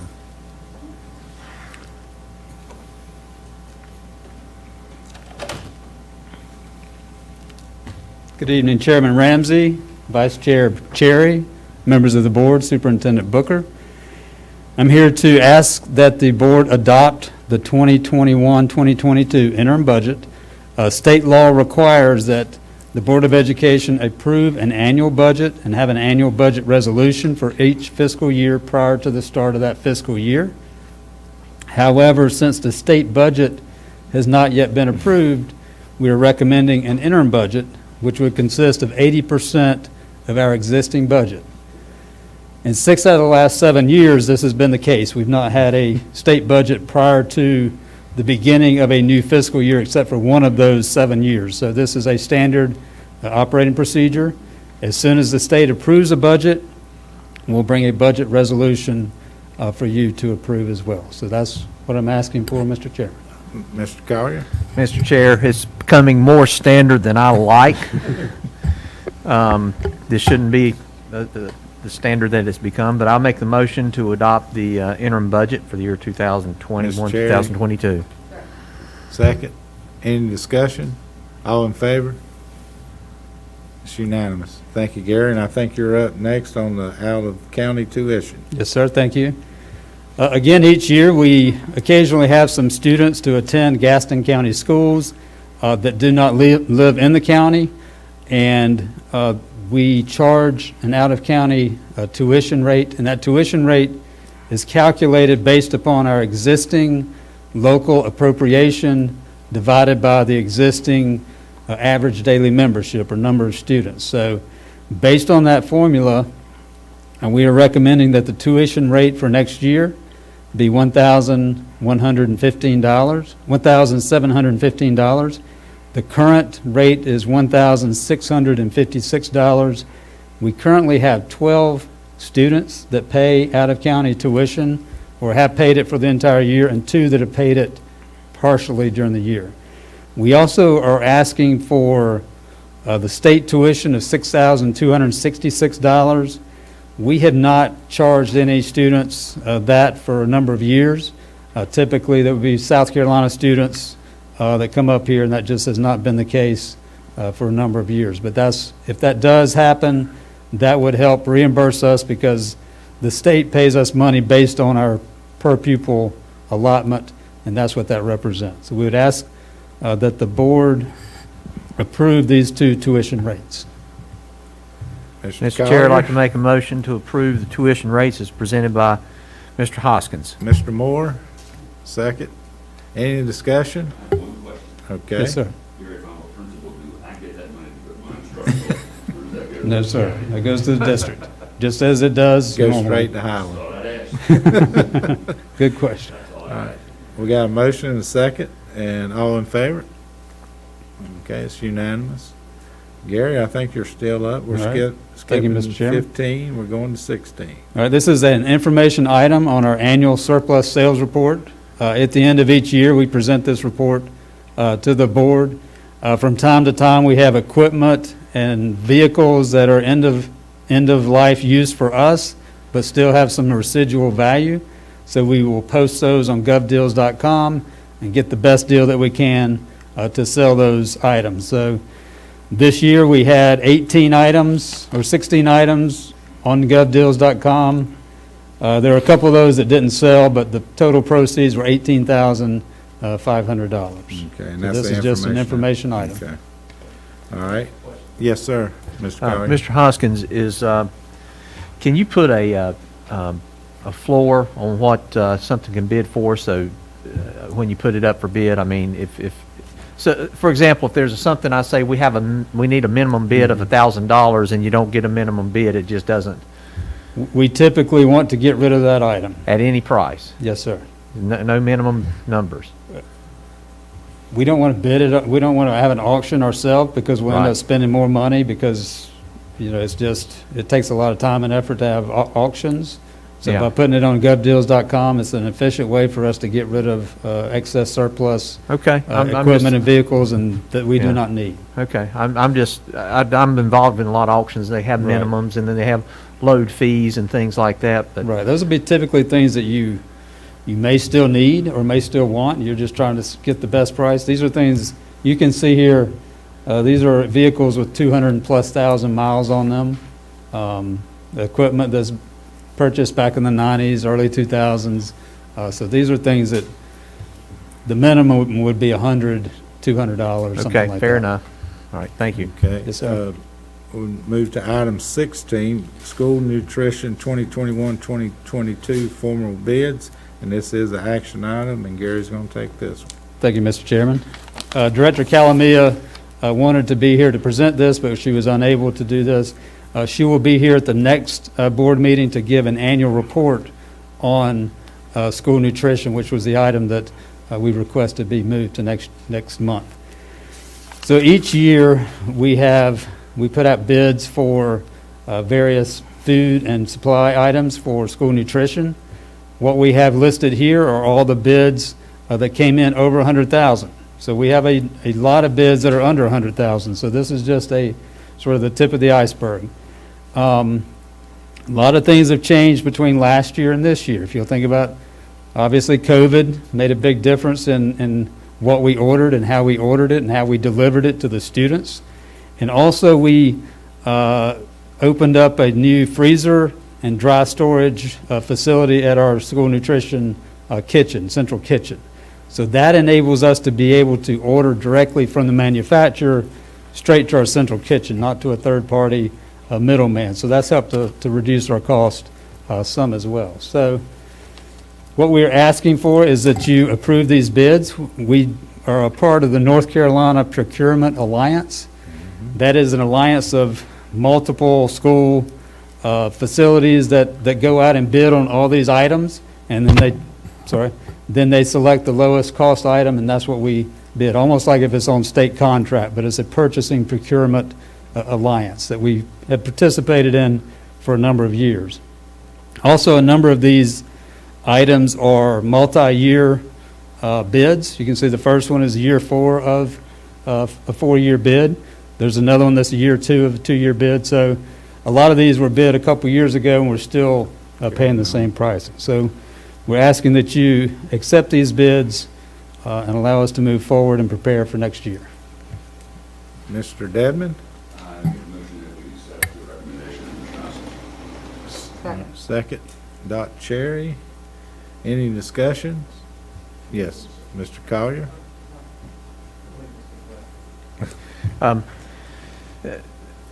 Mr. Hoskins, I'm sorry I didn't really see any of this till my board book, but I see that one item has a 28% increase in here. Are we going to be able to keep lunches the same price with that? That's the only increase that I see in these bids, and I don't know what the other one's like. So it's a kind of loaded question: are we going to be able to keep our lunch prices the same, or are we going to have to look at an increase? We're working to keep our lunch prices the same. That is an increase, but there's also some decreases throughout the bids as well. So having that freezer and having that dry storage cuts out rentals from other places and cuts out a third-party middleman, and that helps us to reduce our costs right there. So we're hoping that will be able to keep us flat on our lunch prices. That is our goal. I'll let Director Calamia speak to that next month when she gives her report. Right. Thank you, Mr. Hoskins. Yes, Ms. sir. Guthrie? Yes, ma'am. Well, I just want to say this to you. We are always applauding our educational department or professionals for the job that they do in the field and for working with our children, whether they're in person or remote. You are, I'm going to steal a song, the title of a song. You are the wind beneath the wing. Wow. For Well, thank you. our budget, for negotiating with the commissioners, for negotiating with other departments, for making certain that we have bids that we can afford to improve furniture, buildings, etc. You make sure and certain that we have food to feed our children on the weekends. You do all of those things, and you do them so quietly and so profoundly. And when we were home during COVID-19, you were working, and you were doing things for the betterment of our children. And I just want you to know that I greatly appreciate what you do, how you do it, and the way you do it, as you keep us, you're that glue that holds so many departments together. We have not said, or I have not said or expressed my gratitude to you, but I want you to know that I greatly appreciate all that you have done and everything that you do each and every day. Well, I appreciate that. Obviously, there's a lot of wind under my wings as well to help get all this done. So there's a lot of good people working on this, and I appreciate you recognizing them as well. So thank you. Ms. Cherry? I've got one other, not necessarily couldn't recommend that, but you know, from time to time we hear that the school systems aren't businesses. This is a perfect example of things that Gary is going over, that it does take a smart businessman that has a smart staff to do the things that you do, because this truly is savvy business. Thank you. Mr. Chair. I have to be, I'm sorry. Go ahead. No, you're fine. I have to because I pointed out a 28% increase on a 400,000 item. I have to say publicly, anybody that's paying attention, that there was a 59% increase on a giant procurement package that was over $3.8 million last year, and over $2.2 million was saved in just that one line item. Wow. That, you know, if I'm picking out one thing, I need to tell everybody that's paying attention, the good out there, that that's a $2.2 million saving in one of the biggest packages that we have. Thank you. Thank you for that note. And Guthrie, thank you. Nicely said about Gary. We do appreciate all your work behind the scenes. All right, thank you. We do have a motion, Mr. Dedman and Ms. Cherry, I think, second. I think we got our discussion. So all in favor? And it's unanimous. Thank you again, Gary. We'll move to, next on the item is the agenda, is the consent agenda. There are several items on the consent agenda tonight. Please take a look at these items. And when you have time, I need approval of the motion. Mr. Hall, make a motion, second by Ms. Guthrie. Any discussions? All in favor? It's unanimous. This brings us the time to our meeting to hear from our superintendent, Dr. Booker. Thank you, Mr. Chair and members of the board. I do want to build on some of the earlier discussions about our summer camp. We had over 2,000 children begin last Monday in our camps, and when I give you some of the themes that are going on, you might understand why they're excited. Camp Ignite has a hot air balloon theme. To go with the theme of Ignite, students and staff members have a focus on the comparison to a hot air balloon igniting and rising up, lifting up the students throughout the camp. Camp Little Scholars has multi-themes. One is going for the gold, growth, opportunity, learning, and develop. Another theme is that books are the plane, the train, and the road, and they are the destination and the journey all our way home. A third theme is universe of stories. On your mark, get set, read. And on our professional development that was mentioned, there are 4 different components: lab sites, lesson study, video lab sites, and collaboration. Our Exceptional Children Department has provided Camp R&R for routines and recreation for elementary, middle, and high, and we have 25 students that were enrolled in that across K-12. Middle has its own, I could go on and on, I know y'all have heard enough, but it's just great, and I applaud what they did, and if you remember that timeline, they developed this while legislation was being passed and trying to adhere to those things, but also deliver quality. So I just thank them for all the work that they are doing. We talked about our graduates. We still had some students that were a little short on that, and so our high schools are working with them, and Tuesday, June 29th, during the day, will be a summer school graduation, and it will be at each of the respective schools, which allows them to hold the ceremonies and recognize their graduates in their special school way, as they would have had if they had been there for May's ceremony. Ms. Guthrie, Ms. Cherry just talked about our budget. I want to thank the commissioners for supporting our request. Mm-hmm.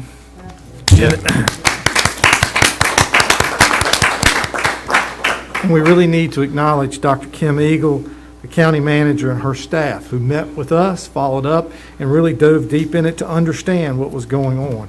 And so while across our state you may see some contentious issues about funding, it's a positive thing to see here in Gaston County that our officials understand and are supporting our local budget and public education in Gaston County. We talked about celebrations and things that we hadn't been able to do. I'm really excited about next Tuesday night, June 29th. It will be Gaston County Schools Retirees Night. We were not able to have a retiree celebration last year or this year, and so now, in partnership with the Honey Hunters, our human resource staff has been coordinating this event for last year's retirees to give them an evening of food, fellowship, and baseball at Caramont Health Park. Board members, you're invited to join us. Just please RSVP so we can secure tickets and seats for you. So I'm really excited about that. I've done this every meeting for the last several months. I want to remind families, we are open for registration, kindergarten and pre-K registration. They can do the process on our website, and please go ahead and register now because it helps us in allocating these resources so that we're ready on August 23rd. And also, our school nutrition continues to operate its summer feeding program, so we encourage parents to go to our website and look at where they can go to pick up meals for that. So I appreciate, again, this community and what it has done to help public education thrive through this pandemic.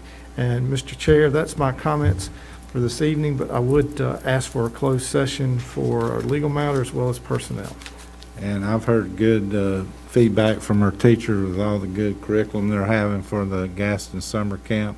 So I want to thank Dr. Bachknight's team and department and our curriculum. It's working out really well. The kids are excited to be back. So thank you for all the time and attention as we work to do what's the best for our students, teachers, and community. We look forward to our next regular meeting, and we might not meet in July, so hopefully we won't. We do have a couple birthdays. Steve Hall, July the 4th, he turned 50 years old. And Jeff Ramsey, July the 8th, he turned 40. So I really appreciate that. I need a motion, Mr. Collier, the closed session. Mr. Chair, if it please the board, I make a motion to go into closed session under North Carolina General Statute 143-318.11, paragraph A6 for personnel, and under the same statute, paragraph A3 for consultation with attorney, in order to consult with the board's attorney and protect the attorney-client privilege, and receive advice with respect to the lawsuit captioned 20-CVS 3924, Gaston County Board of Education versus Shelco et al., and any other legal matters. Have a motion on the floor. Have a second. Phew, Mr. Davis, all in favor? Okay, we're in closed session.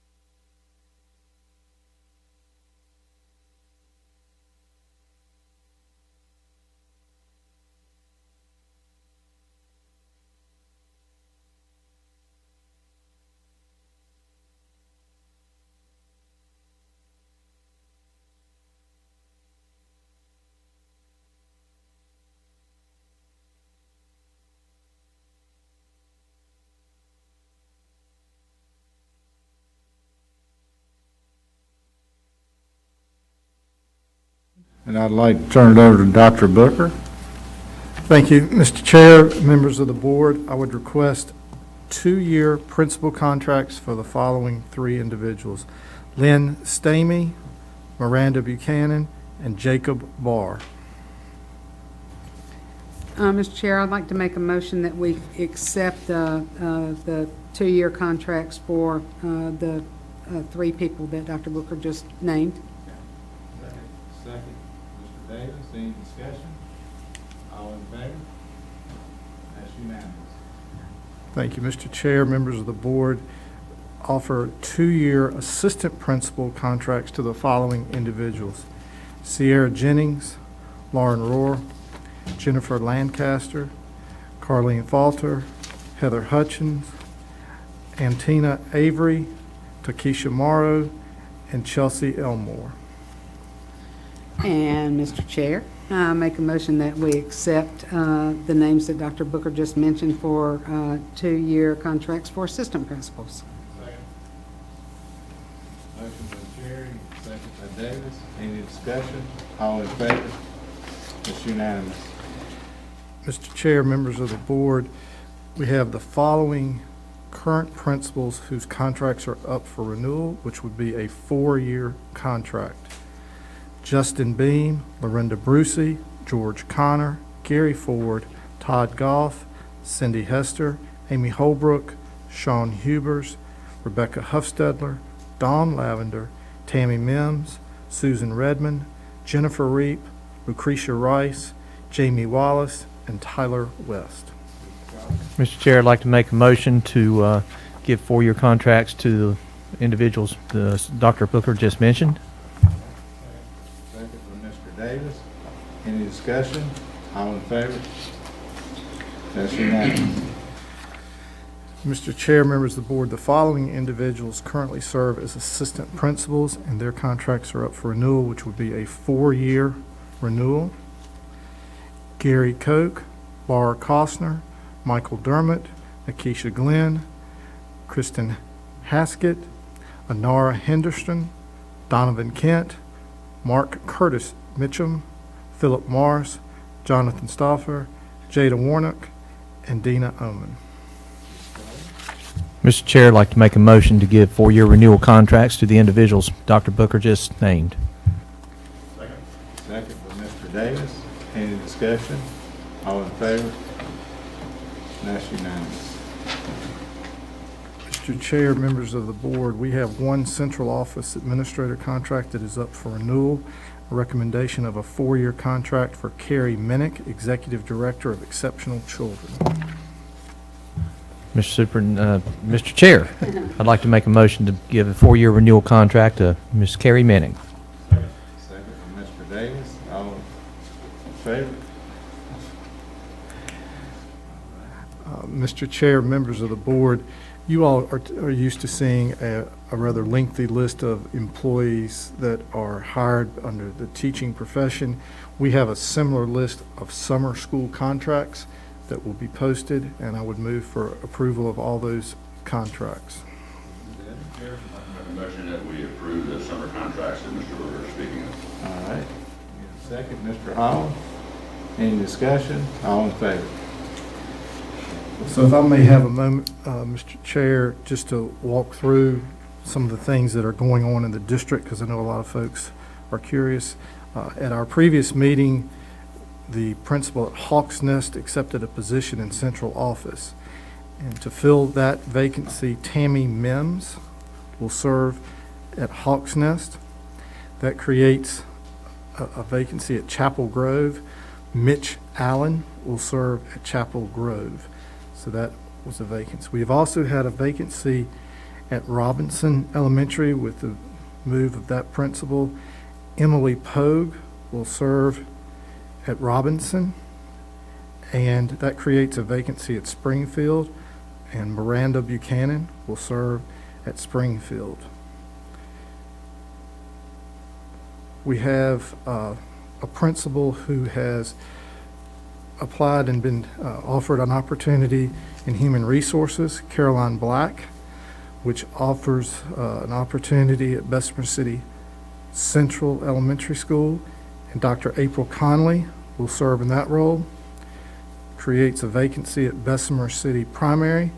Bill Kessler will serve in that role, which creates a vacancy at Sadler, and Jacob Barr will serve in that role. Jacob Barr's move to Sadler creates a vacancy in the Director of Community Relations, and that position will be filled by Chad Hovis, which creates a vacancy at Brookside. Jamie Wallace will fill that vacancy, which creates a vacancy at Gardner Park. Lynn Stamey will serve in that capacity. And at our previous meeting, through some movement, Stacy Bradley will be serving in the Virtual Academy with responsibility for elementary K-2. So that should complete all the principal moves. And then there are a number of assistant principal moves. I will not identify the cause. We had a number of retirements and things, but just for you to know the locations of some folks. Charlotte Friday will be serving at W.A. Bess. Tim Reed at Warlick Academy. Connie Green at Chavis. Stephanie Denton at York Chester. Cindy Stewart at Hunter Huss High School. Vinaya Littlejohn at Hunter Huss High School. James Hilburn at Forest View High School. Chris Dixon at East Gaston High School. Janet Ramsey at Robinson Elementary. Sierra Jennings at Belmont Middle. Lauren Rohr at Rankin Elementary. Jennifer Lancaster at Holbrook Middle. Carlene Falter at North Gaston. Heather Hutchins at South Point. And Tina Avery at Ashbrook High School. There are also two other positions that are principal fellow interns. Carmen Adams will be serving at H.H. Beam Elementary, and Jennifer Carper will be serving at Holbrook Middle.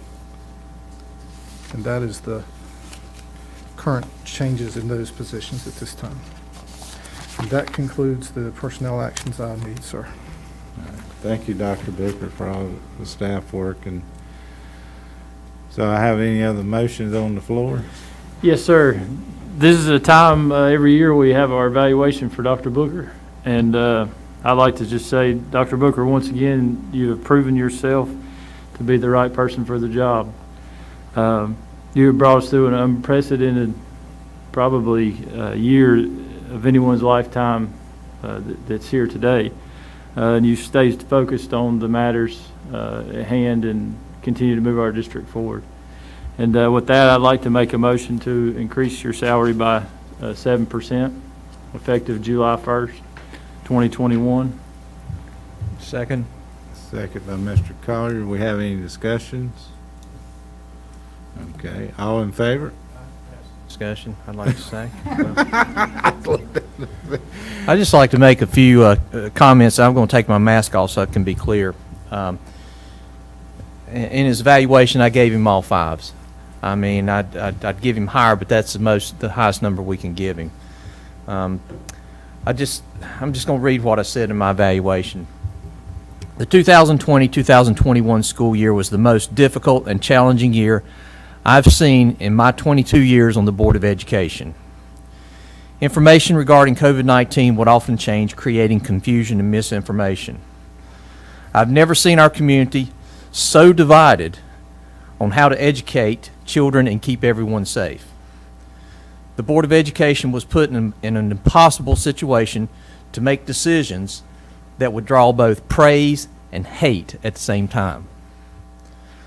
The board's decisions then fell upon Dr. Booker and his staff to move forward with. This created anxiety and pressure on all the staff, leaders, and teachers. Through it all, Dr. Booker proved once again his ability to lead and guide our school system through fierce and hectic times. Gaston County School became a model for COVID-19 procedures and guidelines and were recognized nationally. Dr. Booker is one of the most respected and prestigious leaders in North Carolina and the Southeast region. The word leadership is defined as the process of social influence which maximizes the efforts of others towards the achievement of a goal. I want to point out that that does not say the power or authority of a position. It is the true influence of a leader to maximize the effort of others to achieve a goal. Dr. Booker is a true leader. Gaston County Schools is fortunate and blessed to have Dr. Booker as our superintendent.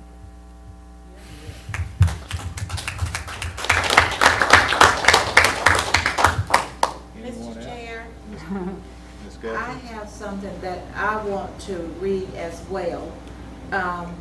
And of course, I had to look for the right words to say about Dr. Booker, because last year I thought that I had the right words. So it's a, oh. Yeah. So I had to look for the right words to say about Dr. Booker, because last year I thought that I had the right words. And I did consult Education Week, which is an educational journal. And I found an acronym, and I want to use the acronym that I found. It's called VUCA. V-U-C-A.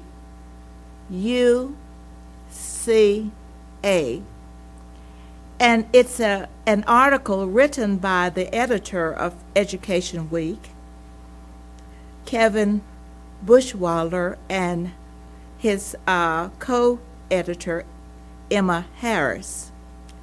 VUCA is an acronym for volatility, uncertainty, complexity,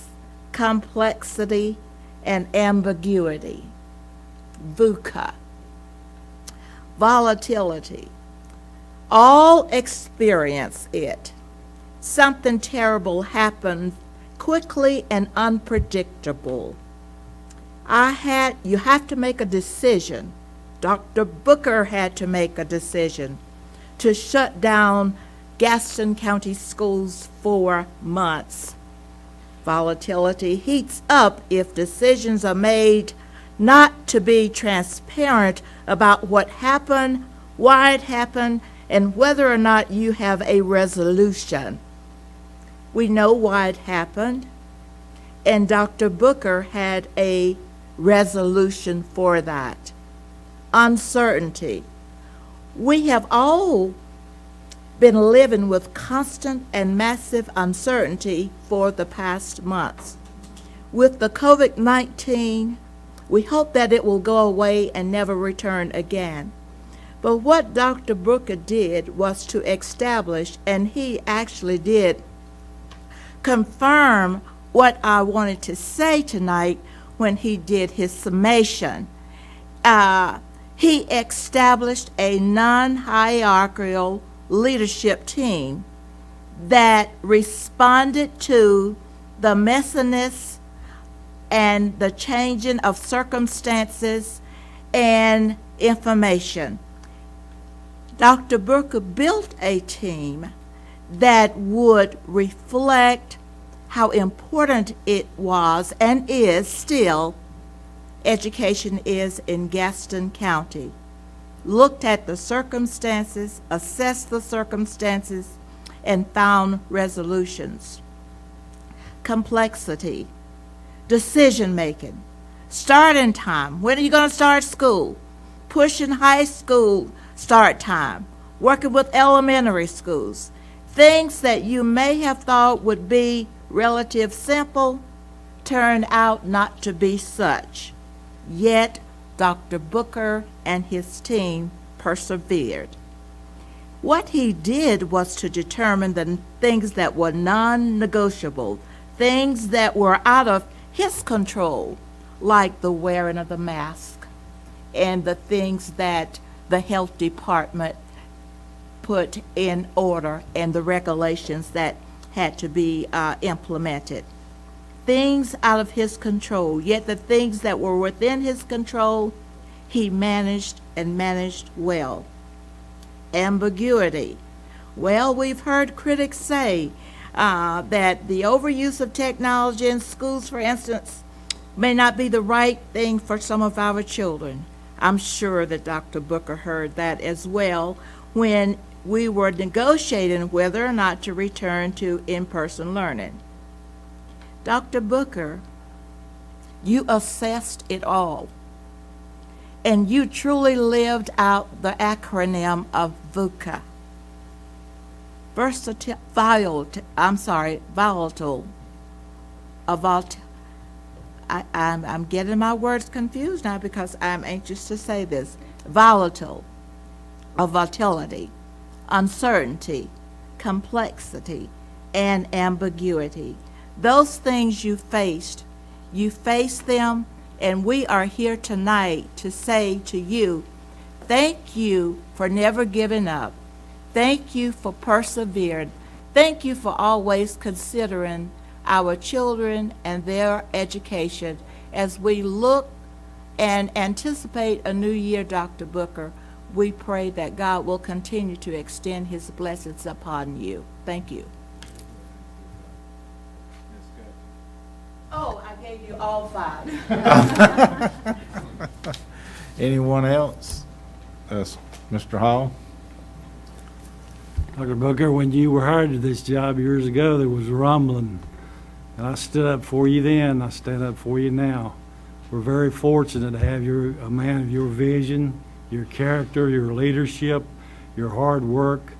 And I'm so proud to be a part of your team, hopefully, Gary and all. And y'all have just done an awesome, wonderful job. And I just want to thank you from the bottom of my heart. Dr. Booker, I'd ordinarily have other comments, but it's already been said. But just wanted to express my gratitude. An incredibly hard year, and handled incredibly well. And we're fortunate, and our children are fortunate to have had you leading this team that succeeded throughout the year. Not without hardship and not without issues, but success nonetheless, in a situation where others haven't had the same success that we have. So just wanted to say thank you. Mr. Dedman. I'd also like to express my gratitude, Dr. Booker. I think you've done an absolutely marvelous job. And I'd also like to recognize our teachers and all your central office staff and everybody in the whole school system. Every ship needs a captain, and you're a fantastic captain, but you also need those people to help you run that ship. And we've got some great teachers, and we've got some great custodians, and we got some great bus drivers, and all those people together, as Ms. Guthrie says, it takes a village to raise people. It takes everybody in our school system, and you're our leader, and we're very proud of you. Anyone else? Ms. Lovelace? Yes, I would like to say that I am extremely impressed with your dedication to Gaston County Schools.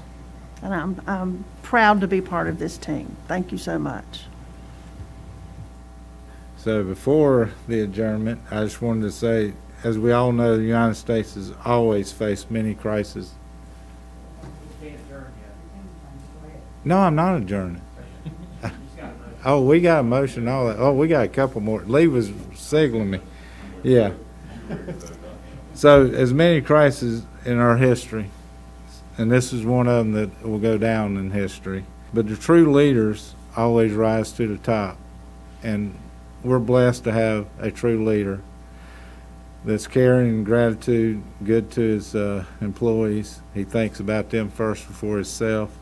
He thinks about that little student that can learn more in the classroom every day, and he knew he had to get these kids back in the classroom. And through his extraordinary leadership in guiding Gaston County Schools and the collaboration with Gaston County Health Department, the state health department, and then turns around and makes an unbelievable process of getting a vaccine from Caramount Health, the easiest thing I ever seen in my life.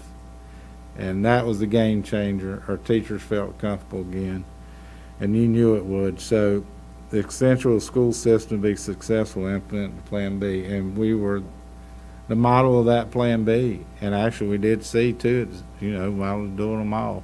So we're just blessed to have you. Thank you for leading our school system. So we do have a motion, we had a second, we had a discussion, and we went back to discussion. So you want to go on and vote again? Well, we did while we were saying discussion, but that's fine. So, y'all ready to vote now? Yes. All right, all in favor? Now it's unanimous. All right, we got two more. All right, Dot, you up next. Yes. I'd like to make a motion to extend the following contracts through June 30th, 2025. Dr. Jeffrey Booker, Superintendent. Dr. Melissa Balknight, Associate Superintendent.